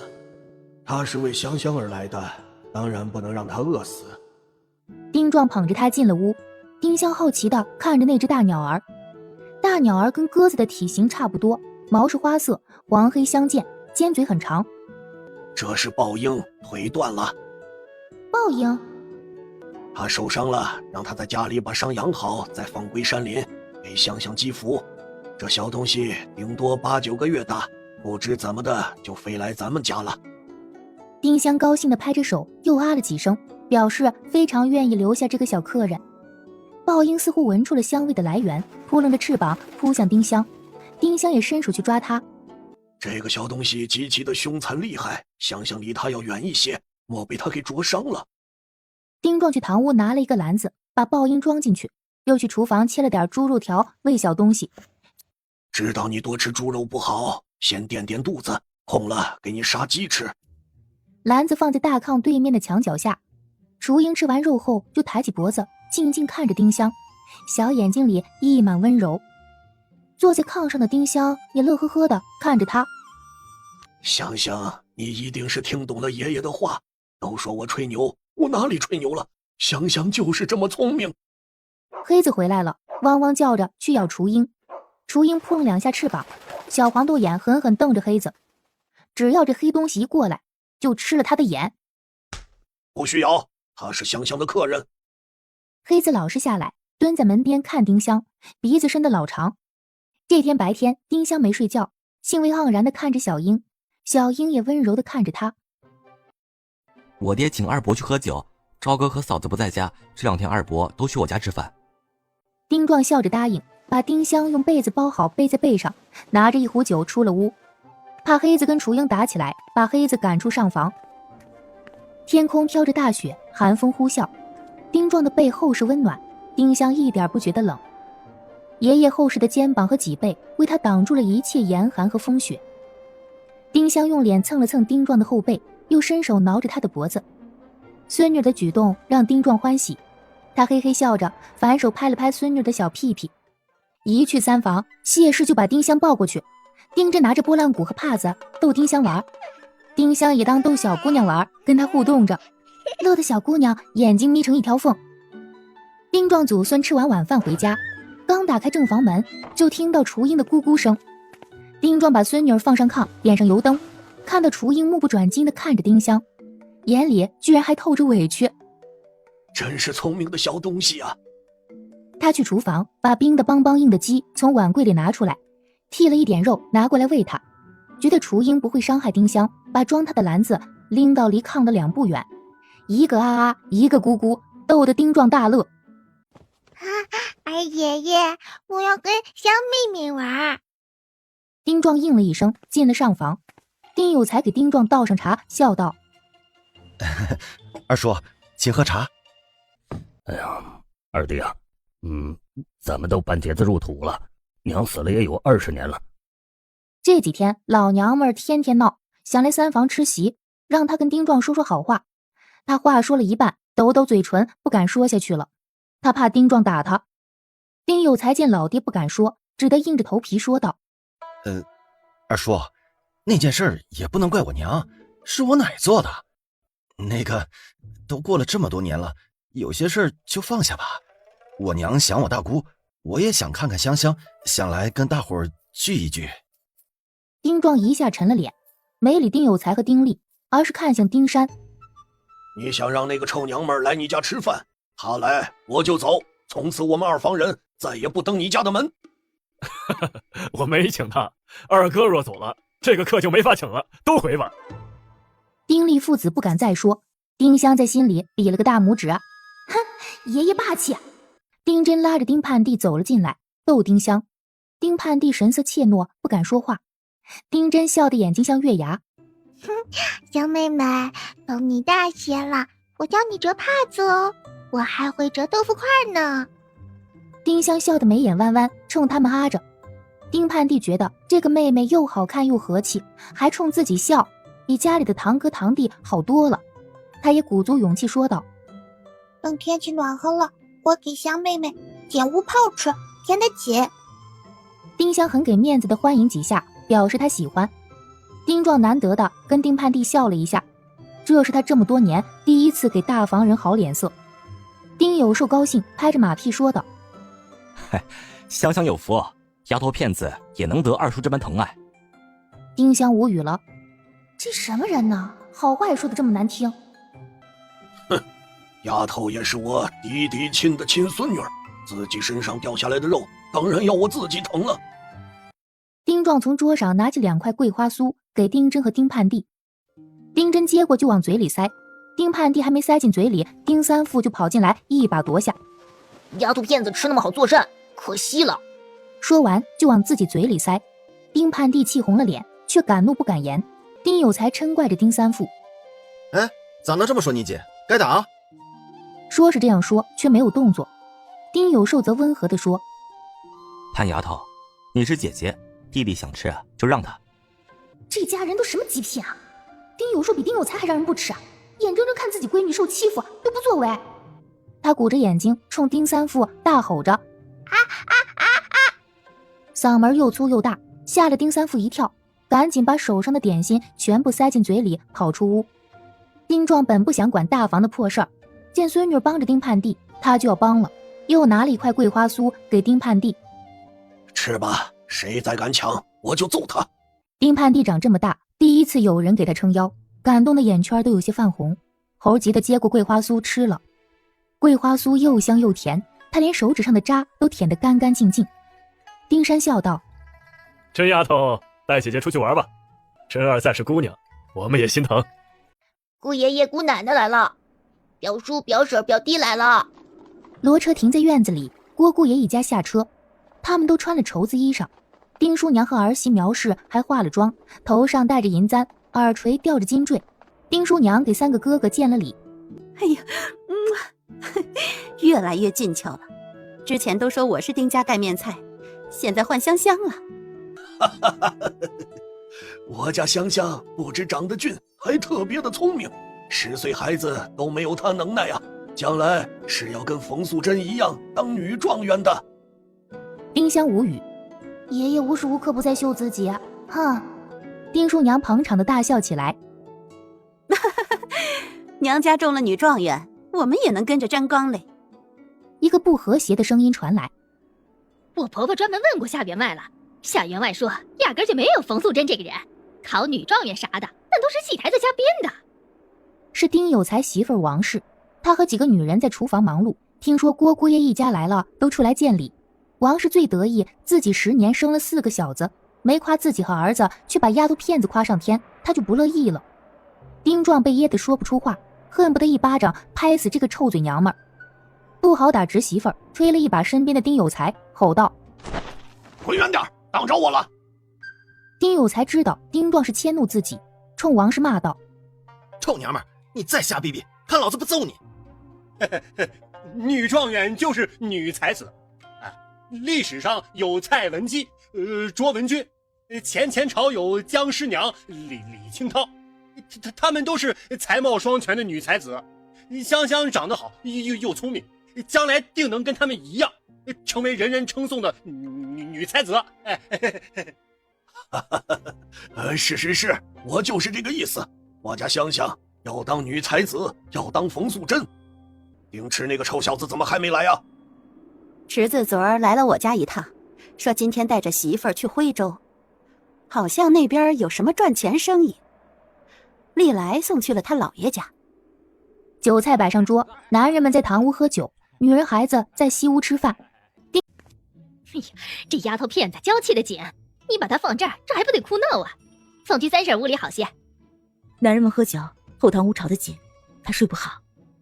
二叔说这丫头片子是要当女状元的，女状元才不怕吵呢。丁香白了王氏一眼，10处打锣9处有你，烦人。赵氏不耐烦王氏唠叨，拉着他走了出去，再把门关紧。丁香也困了，睡眼惺忪看了一会儿墙上那个小方窗，他的眼皮越来越沉，刚要进入梦中，一阵轻微的脚步声把他惊醒。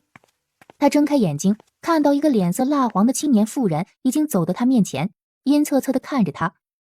丁香没见过这个人，惊悚的刚要大叫，就看见丁盼娣一溜烟跑进来，拉住妇人：娘，咱们快走！他也是丫头片子，凭什么比你好过？连小子都比不上他。他抬起右手，手指捏着一根绣花针。娘，你不要做，二爷爷和二伯知道会打死你。郝氏摇摇头，眼神更加阴冷。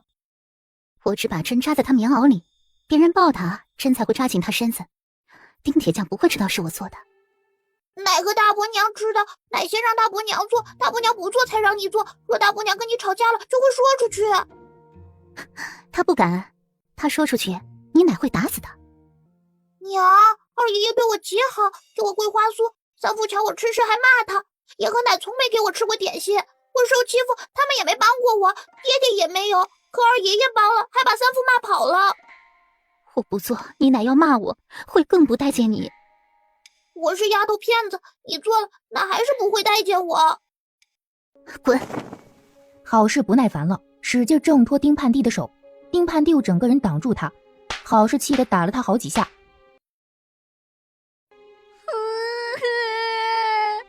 娘亲，爹爹！郝氏吓了一跳，正不知该跑还是该继续扎针的时候，外面传来脚步声。你们来这里做什么？啊，刚才我听到哭声，进来哄他们。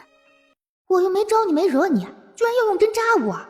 不管听谁的唆使，你都不能这样做。那针扎进肉里多疼啊！扎的地方不对，还有可能送命呢。还有丁夏氏，那个死老太婆太坏了，害死了安安奶奶，又来害我，这一家都什么人呢？还好丁盼娣是个好孩子，小小年纪就知道感恩，做人有底线。可惜有个阴损的娘，无用的爹，良心坏透的奶。哎呀，但愿你不要被他们带坏，长大也是个好姑娘。赵氏跑过去把丁香抱起来哄道：香香乖哈，不哭，四婶在呢。珍儿，怎么了？妹妹哭，爸爸。赵氏没有怀疑自己，郝氏长松了一口气。赵氏去了厨房，苗氏在这里帮他。王氏和郝氏开始也在厨房帮忙，但一吃饭都跑了，生怕少吃一口。赵氏笑着说：香香认床。香香真不像丁家人，二舅和二表哥长得不是一般的寒碜，二表嫂也不好看。若不是听说二舅娘长得俊，我都怀疑啊，这个孩子是从哪里捡来的。不要胡说，香香听着呢。他再是聪明，现在也听不懂人话。两人做好最后一道菜，端去屋里坐下吃饭。把香香给我，我稀罕这孩子。姑，吃饭，吃完啊再相亲。再稀罕也是个丫头片子，将来是别人家的。丁三夫又大着嗓门说：我是小子，我奶说了，将来要孝顺爹娘和二叔二婶，还要孝敬三爷爷。这是明晃晃的说自家生不出孙子，要靠你们养老了。哼，孝敬好你自己的爷奶就成，无需惦记别人家。我当家的就是喝西北风，也不需要你们孝敬。丁叔娘也皱眉说道：有才家的，不要学你婆婆，总想抢别人家的东西。挺好的孩子，莫交费了。大妇、二妇、三妇，你们是男子汉，靠人不如靠己，要学你们二爷爷、三爷爷。丁大夫点头，丁三妇茫然，只有丁二妇说道：听姑奶奶的话，我要学姑爷爷，将来在县城开包子铺。哼，人家都说我会生，生了4个小子都带把呢。不带把的小子是太监。丁叔娘笑出了声，嘴臭，没眼力劲儿，又爱占小便宜。唉，丁香不敢睡觉，强撑着眼睛听这些人说笑。在苗氏离他近些的时候，他伸手抓住苗氏的头发。哎呦，这么大的娃娃多喜欢抓头发不是？苗氏哄几声，他就放开了。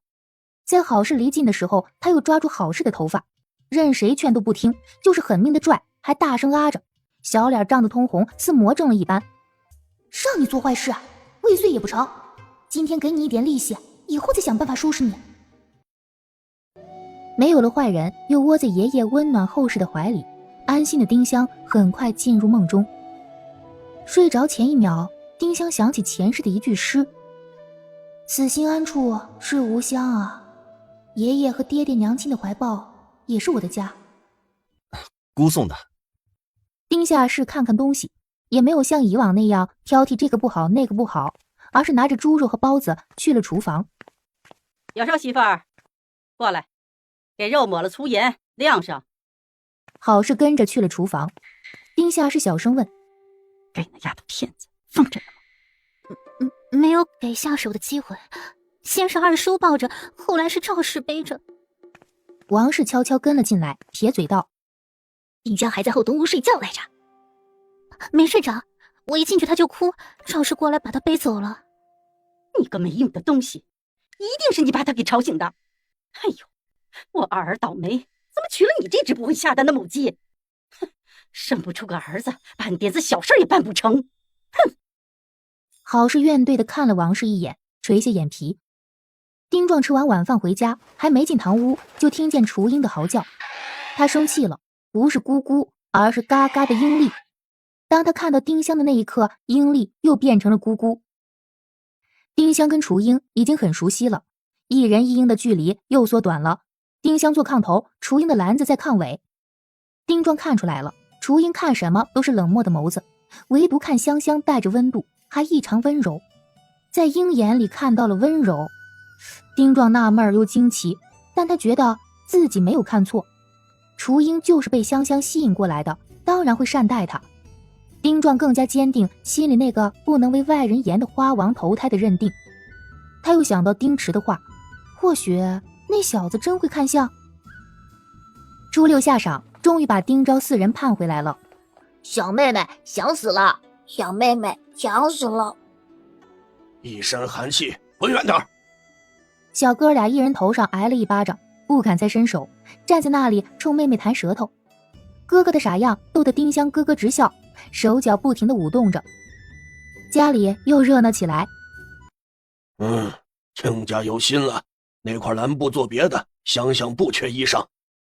岳家穷，不都是自己织，又粗糙，颜色又不正，这种布老爹肯定不愿意给香香做衣裳。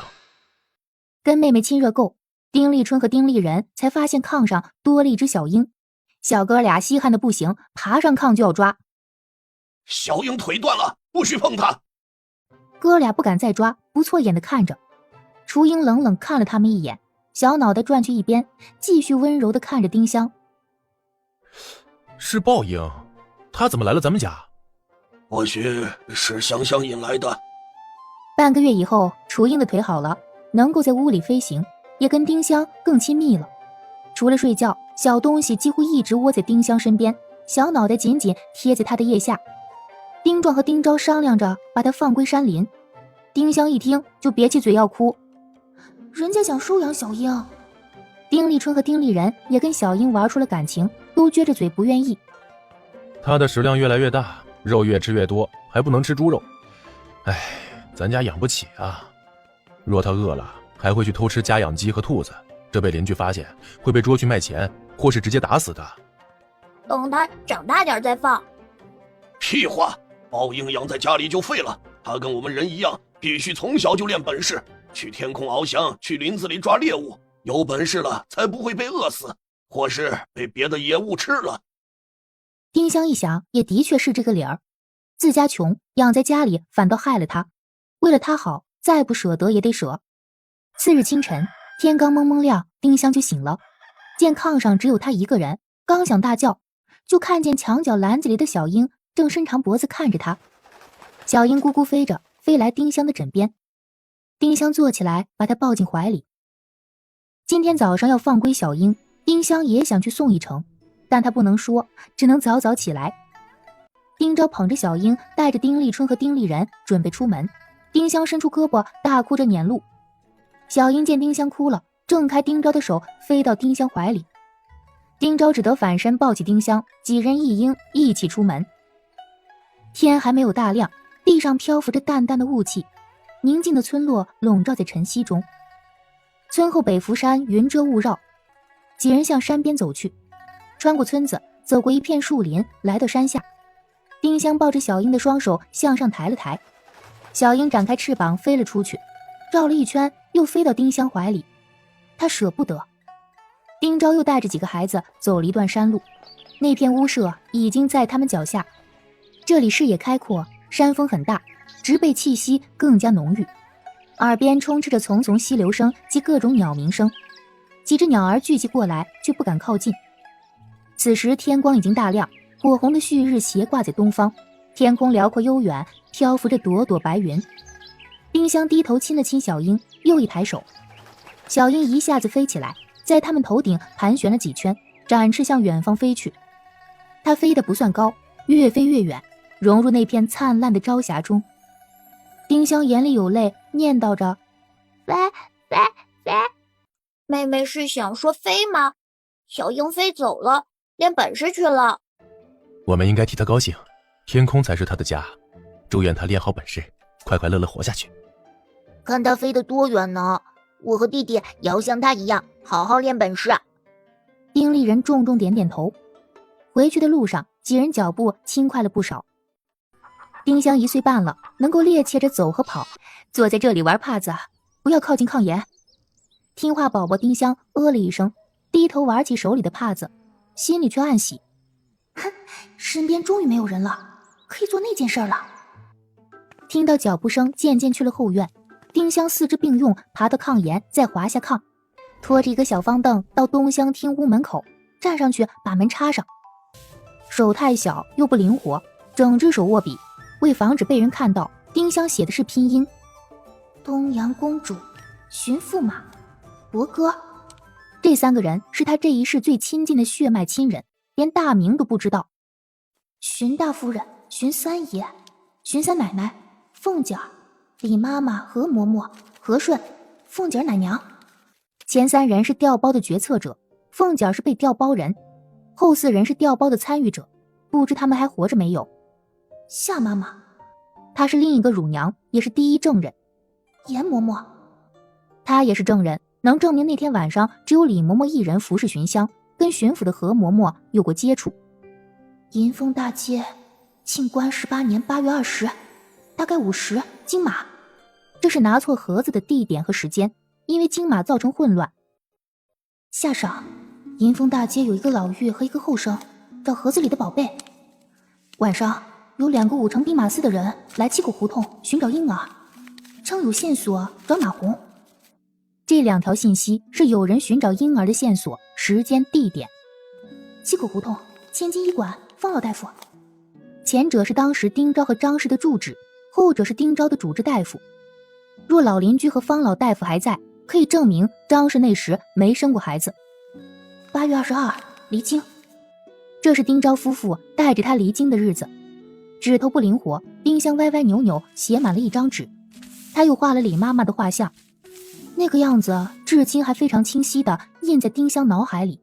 可惜公主娘和小哥哥的模样已经完全不记得了。长这么大，这些线索他每天都会默好几遍，生怕哪天忘记或是记错。终于把线索完全记录下来，总算放了心。他又瞥了一眼炕柜最靠里的那把锁，那里面装着他出府时穿戴的衣裳和帽子。证物有了，线索有了，即使将来回到京城，这些东西也不可能直接拿出来说出来，只能用其他办法一点一点引出来。哦，他还有身上的香气，只要不倒霉悲催的突然消失，也是一个证据。啊，他叹了一口气，深沉凝重的表情跟稚嫩的五官极是违和。现在他跟丁家人有了深厚感情，哪怕粗茶淡饭也乐在其中，真的不一定非要回去认亲。但他不想放过那几个恶人，若不是丁昭阴差阳错把自己捡走，他早就夭折了。当然也不能让恶人的亲孙女顶着自己的身份过好日子，必须把他打回原形。他还有一种猜测，义女应该有更深层次的原因。荀老妖婆只单纯换孙女，风险和收获极不对等啊。突然他又想起了那个奇怪的梦，不知道李妈妈现在还活着没有。丁香又拿起笔把梦里的情景画出来。群山连绵，一座山峰的悬崖边躺着一尊卧佛，河水蜿蜒流过，河里一叶轻舟，李嬷嬷带着一个男人2个孩子，还做了备注，衣裳是蜡染粗布。画得不好，等以后手指灵活了，做支鹅毛笔重新写和画。丁香把3张纸吹干折好，去了东厢南屋。这间屋将来是他的。藏好纸，握着笔在一张纸上涂鸦，营造他淘气的现场。啊，出门！艳阳高照，天空湛蓝，虽已初春，气温依旧不高。他迈着小短腿去了后院，张氏还在菜地里忙碌。哎呀，快回去，这里风大。当娘亲，播种子。又玩爹爹的文房四宝了，那些东西不能碰，很贵的。把丁香放在炕上，张氏把她的脸和手擦干净。乖乖在屋里待着，娘晌午呀，给你蒸鸡蛋羹吃。他把炕机上的东西收走，又出了门。张氏走后，丁香滑下炕，去小哥哥屋里把桌上的《三字经》拿回去看。书很破，每天丁立春都会教小正太读和认。丁香坐在炕上认认真真看起来，她在熟悉繁体字，也在立才女人设。丁香8个多月就会说话，丁昭和丁立春教丁立人的时候，她也会跟着一起背和看。丁壮天天吹牛，他要当冯素珍，他不可能真的当冯素珍考状元，当个女才子还是绰绰有余。如此也更加激发了丁立人的学习热情。他不想被妹妹比下去，特别用功，再加上的确聪明，已经会背《三字经》等3本启蒙书和10几首诗，还会认近100个字，会写10几个简单的字。干完活，张氏过来，见闺女老老实实坐在炕上看书，玩笑着说：“还真像那么回事儿，书拿到了吧？”张氏不识字儿，书拿没拿到看不出来。丁香无语，人家没拿到好不好？丁香丢下书，抱着张氏的腿说：“娘亲，鸡蛋羹。”好，娘给香香蒸，再点2滴香油。闺女最喜欢吃点了香油的鸡蛋羹。娘亲吃。张氏笑得满脸幸福，香香真孝顺。下晌，丁香午歇醒来，就守在张氏旁边看他打烙子。张氏本来就手巧，又在京城绣铺长了见识，打的烙子样式独特又受欢迎，卖价不错。张氏打烙子的热情也更加高涨。看张氏打烙子是丁香现在最喜欢做的事之一，这也是为之后的某些计划打基础。见闺女看得认真，不管她听不听得懂，张氏都会讲解1、2。古代人民的智慧是不能小觑的，打法、样式、种类、寓意、颜色搭配似乎都做到了极致。比如香囊、荷包、扇带配饰上的装饰，再比如同心结、蝴蝶结、盘长结、幸运草结、如意结、双钱结等等，漂亮又精致。张氏心灵手巧，几股线在指尖翻飞，最后变成漂亮的某种饰品或物品。只是他用的线绳都不算顶好，卖的价格也有限。突然院门响起来，是赵氏来了。2妯娌相处得好，经常一起做针线。张氏打开门笑道：“青儿没来。”跟我婆婆去镇上铺子找她爹了。她从荷包里掏出1块冬瓜糖，塞进丁香嘴里。她家铺子卖干杂，也卖这些杂糖，偶尔会给丁香拿几块过来。谢谢婶子。大房出事了。他来这里路过大房，听见里面传出丁夏氏的骂人声和王氏的大哭声，就进去看热闹。丁四父比丁香大4个月，快满2岁了，还不能走路，站也站不稳。孩子腿断了，没喊过腿痛，8成是几个月时摔断的。可不是，丁夏氏骂王氏没有看好儿子，还动手掐了他。王氏啊，天天显摆他9年生了4个小子，有多了不起？这下可好，生了个瘸子。赵氏最恨王氏见天显摆自己能生儿子，出了个瘸子，他也不会再显摆了。哎呀，老天还是长了眼的，不是不报，时候未到。丁夏氏和王氏做的缺德事儿，报应在儿孙身上了。前儿我还听公爹说，若是好事生不出儿子，大伯和丁夏氏就把四父过继给他们。四父瘸了，丁有寿2口子肯定不愿意要，不知又会过继给谁。呸！还想让他孙子给我公爹和当家的摔瓦盆儿，怎么敢想？大房的人倒霉，张氏和赵氏没有一点同情，还幸灾乐祸。丁香心里却是惊涛骇浪，他觉得丁四父有可能是自己滚下床摔断骨头，但更有可能是好事不愿意过继孩子，又恨王氏儿子多爱挑事儿，故意把丁四父的腿摔断或掰断。那个女人曾经想对5个月时的自己动手，绝对干得出这种事儿。对手无缚鸡之力的婴儿下手，丧尽天良。2人说到申时初要做晚饭了，赵氏才起身回家。张氏起身去厨房做饭，丁香坐在灶边看张氏忙碌，蒸2米面馒头、腊肉萝卜汤、蒜苗炒肉干，腊肉足有半斤，今天每人都能吃上几片。还用小砂罐给丁香熬了半罐碎肉精米粥，碎肉是腊肉，和着米汤的香味儿，香极了。腊肉煮好，张氏捞起来，切了半片油亮亮的肥肉，塞进丁香嘴里，香的丁香舍不得吞下去。农家小日子甜蜜温馨，一点点肥肉也能幸福半天。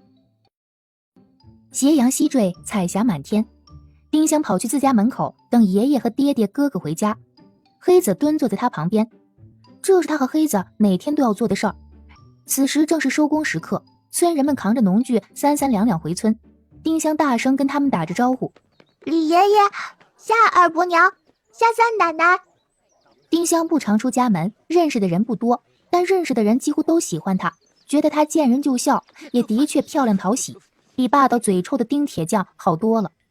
村人乐呵呵的跟他说着话。哎呦喂，香香出来等爷爷啦？啊？香香，明天拿个大碗来，我挤一碗牛乳拿回家慢慢喝。香香真聪明，将来呀，兴许真的能当冯素珍嘞。还等爹爹和哥哥。谢谢夏二伯娘，嘿嘿，爷爷说笑的。不多时，2高2矮4个身影出现在村口的那片霞光中。丁香趔趄着向他们跑过去，黑子也汪汪叫着跟着小主人一起小跑。爷爷，爹爹，大哥，二哥。软糯的童声飘散在晚风里，无比欢快。路过的村人停下脚步，笑看着跌跌撞撞的小身影。丁壮紧走几步把他抱起来，又向上抛了抛，逗得丁香咯咯直乐。几人回到家，丁立春举着油纸包笑道：先生考教了弟弟，说弟弟聪明，有读书天赋，若好好用功，有可能中秀才呢。嘿嘿，爷高兴，去酒楼买了酱肘子。这真是天大的喜事儿，当时喜得眉飞色舞，自豪地看着小儿子。丁香拍着手，无比自豪地说：嘿，二哥要当状元啦！似乎连黑子都感染到了欢乐，又叫又跳。好好读书，实现你奶的愿望。又对丁立春说：你不是读书的料，再读1年，明年就跟我打铁，以后当铁匠。丁立春涨红了脸，他一直知道爷和爹想让他当铁匠，也知道自己拧不过长辈，当将军的理想只是他的痴心妄想，可他还是想再争取争取。爹，我不想当铁匠，想当将军。当将军？这谈何容易啊！都说穷文富武，我们供不起你考武举。你弟弟只需要花钱进私塾买笔墨书本就行，而考武举不仅要学书本上的策略，还要学骑马、射箭、马上功夫、马下功夫，甚至会考一些我们从来没有见识过的武器。这些花费我们负担不起。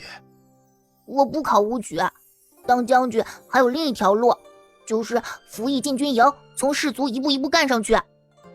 不错，每2、3年都会招一批进军营服徭役的人，可咱家没有门路，即使进了军营也当不了官，期限一满就得回乡了。那样既浪费了时间，你又没学到手艺，除非是边境打仗，你用命去搏前程。现在国家太平，没有哪个地方打仗，即使打仗了，我也不想让你去拼命。哼，咱们家日子虽然过得，却远说不上富裕。这些钱和田地，要供丽人考科举，给你们兄弟娶媳妇，给香香置嫁妆。当然，我也不会亏待你这个长孙。铁铺和这个院子将来是你的，这是我们家的最大头。丁立春吸了吸鼻子，很想说把铁铺卖了，我不要，但这话他不敢说，会被爷爷打死。二叔现在很有钱呢，可以借些的。丁昭沉了脸，丁池对老父和自己这个哥哥有怨，怎么愿意出钱供侄子学武？何况他一直认为丁池不够稳重，谁知道那些钱能武多久？丁池的钱我都不去惦记，你还敢惦记？爷爷，家里的钱给哥哥学武用，我长大以后会挣很多很多的钱，有钱给哥哥读书娶媳妇，也有钱给我置办嫁妆。这话把丁立春感动坏了。妹妹这么小就知道为我这个哥哥考虑，我为什么不替妹妹想想呢？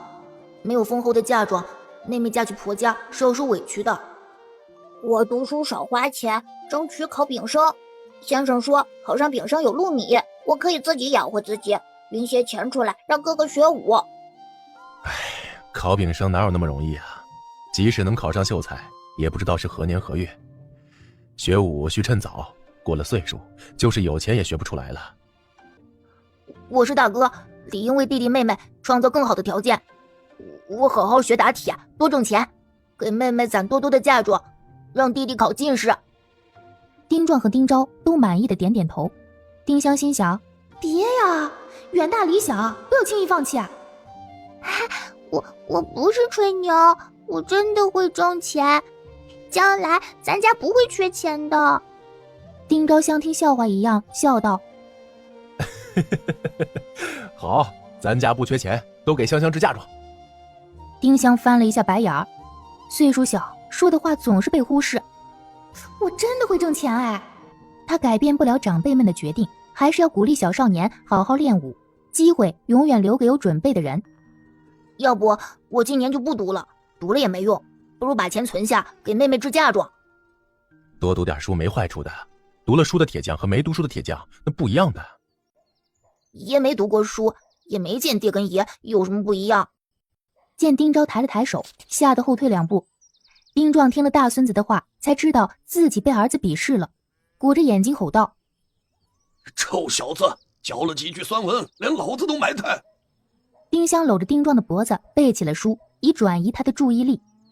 人之初，性本善，性相近，习相远。我孙女1岁半就会背《论语》，哪儿找去？老三天天生气自己没有孙子。孙女多好啊，就是拿10个孙子来换我的香香，我也不换。丁立春张了张嘴，还是没敢说那是3字经，不是《论语》。丁立人无比真诚地说道：爷真有学问，都知道《论语》。看到丁立春鄙视的眼神，他觉得自己也不算昧着良心拍马屁。他是说爷知道《论语》这个名儿，并没有说爷知道《论语》里的内容啊。丁壮不知道2个孙子在心里埋汰他，得意的道：天天听你们背，你妹妹都学会了，爷还能学不会？次日，丁香还在炕上梦周公，丁壮爷孙4个就吃完早饭出门了。丁立春和丁立人背着装着笔墨纸砚的小背篓，极是精神。丁掌柜能耐啊，2个孙子都去私塾念书了。私塾的李先生说我家丽人有读书天赋，将来考得上举人。先生都那样说了，再花钱也得供不是？哎，这么大的岁数了，还要为儿孙拼命，我真是命苦呀。村人又恭维不下去，暗骂：明明是吹牛，还非得反着说，一家子大老粗，童生都考不上，还举人，等到屁都考不上，看你还怎么吹。说也说了，劝也劝了，可老爹爱吹牛的毛病就是改不了。5时初，张氏就抱着丁香去蒋豆腐家买豆腐，在那里碰到了郝氏和丁盼地。郝氏正在跟蒋家人说着丁四富，那么小就要当瘸子，可怜了，自家凑点钱，再找亲戚朋友借点，总要治病不是？要20两银子呢，总不能把家里的房子田地都卖了，一大家子喝西北风，也不敢借，借了还不起。就丁家大房那一家，穷得叮当响，想借也没人敢借呀。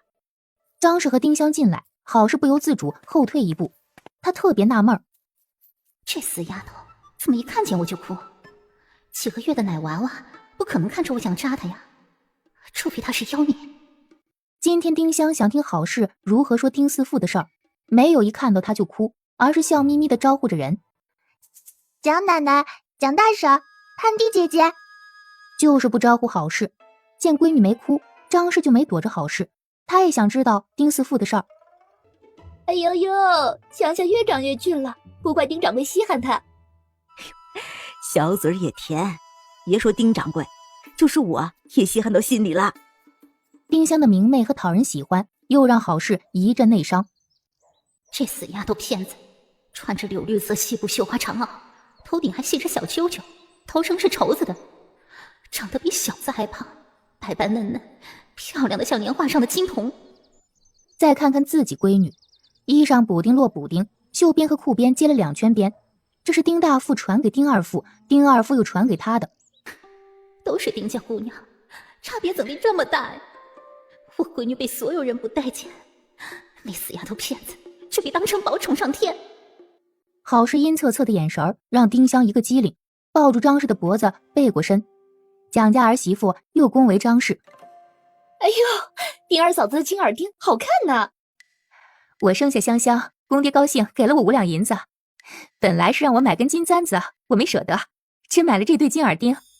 蒋家婆媳一阵羡慕后，又说起了丁四富。郝氏对张氏说道：大嫂还想让公爹去向二叔借银子，公爹没答应。哼，那王氏也真敢想，借了他还得起吗？还得起不借。公爹也是这么说。回家的路上，丁香贴着张氏的耳朵说：“娘亲，三婶不是好人。”香香，为什么这么说啊？丁香眼神茫然，没有言语，心里已经想到一个主意。不管丁四父是不是好事害的，他心里都阴暗，必须让自家人警惕好事，特别是不能让两个哥哥和自己单独跟好事近距离接触。夜里下起了今年第一场春雨，雨不大，淅淅沥沥。突然，丁家二房东厢传出孩子尖利的叫声，啊哈啊！接着是一阵大哭声，是丁香发出来的。香香，怎么了？爸爸，娘亲，香香爸爸，香香摔着了，没用的东西，连个孩子都看不好。香香摔坏了，看老子怎么收拾你！没摔着，好像是做噩梦吓着了。丁香还没有说自己做噩梦，丁昭先帮他说了。丁香满脸通红，眼泪长流，屋里漂浮着淡淡的香气。香香怕什么？我刚刚看见三婶儿了。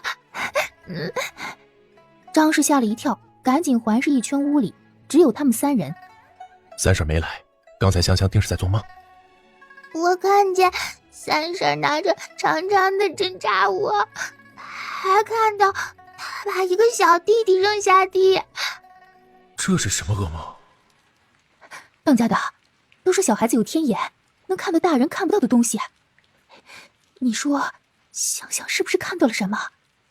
他说的弟弟会不会是四父啊？四父断腿是好事摔的，那个臭娘们儿还想用针扎香香。老天，聪明！丁香暗暗比了个大拇指。爹爹，爸爸，真吓人。丁昭看闺女吓成这样，心疼极了，他亲了亲丁香。香香不怕啊，爹爹会把坏人打跑的。香香几个月大就不喜好事，她对别人从来不这样，应该是看到了什么我们看不到的。宁可信其有，不可信其无。不管好事是不是对香香怀有恶意，四父是不是他摔的，以后都不要跟他有来往，特别是几个孩子，绝对不许往好事跟前走。你们带不好香香，把她交给我。两个蠢东西，连孩子都看不好，白吃这么多年的饭了。丁昭把丁香交给张氏，自己出了门。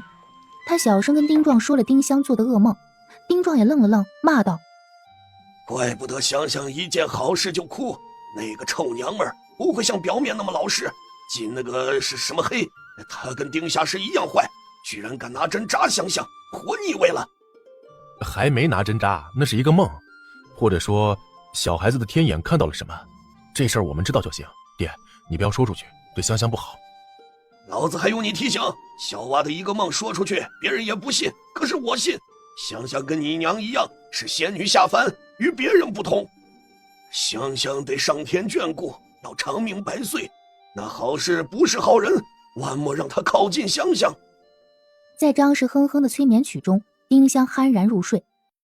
以后不许靠近盼娣他娘啊，特别是大人不在的时候，看见他就躲开。为什么？问那么多做甚？他不是好人，离他远些就是了。丁立春和丁立人都了一声。昨天夜里爷和谁吵架呀？他迷迷糊糊听到爷骂人，一转头又睡着了。见爷和爹都没搭理，没敢再问。几人吃完饭出了门，丁香醒来，张氏问他：你夜里做了什么梦啊？丁香懵懂的摇摇头，不记得了。什么是梦啊？不记得最好，可别把孩子吓出个好歹。张氏又嘱咐道：香香，你记住了，三婶不是好人，以后不要靠近她，她凑上来你就跑开或是叫人。哦，香香不喜欢三婶儿，珍姐姐也不喜欢三婶儿。几日后的一个夏晌，丁香又带着黑子在大门口等人。她坐在小凳子上，吃着手里的一条冬瓜糖。夕阳西下，金色阳光给她罩上一层光辉，银白的肤色泛着红光，大大的眼睛像两颗黑葡萄，一笑眼睛弯成了月牙，更好看了。路过的村人都不由自主看向她，还有几个村人停下跟她说话，摸摸她的小脸和衣裳。这一幕又碍了好事的眼。今天晌午，盼弟又被那个死老婆子打了，说他捡的柴火少，就知道玩，自己被迁怒，骂他是不会下蛋的母鸡，生不出儿子就去卖，要多难听有多难听。偏偏烂肠子的王氏还在一旁拱火。张氏长得比我寒碜多了，凭什么生了个丫头片子就能得公爹5两银子的奖励，而我生了个丫头片子却有受不完的气。好是走去一棵大树后站下，感觉是在等人。见丁香周围没有什么人，快步走了过去，藏在袖子里的手捏着一根绣花针。死妮子，家里人不是宠你吗？抱你的时候插死你！黑子认识好事，没搭理他，同小主人一起望着村口。香香，等爷爷呢。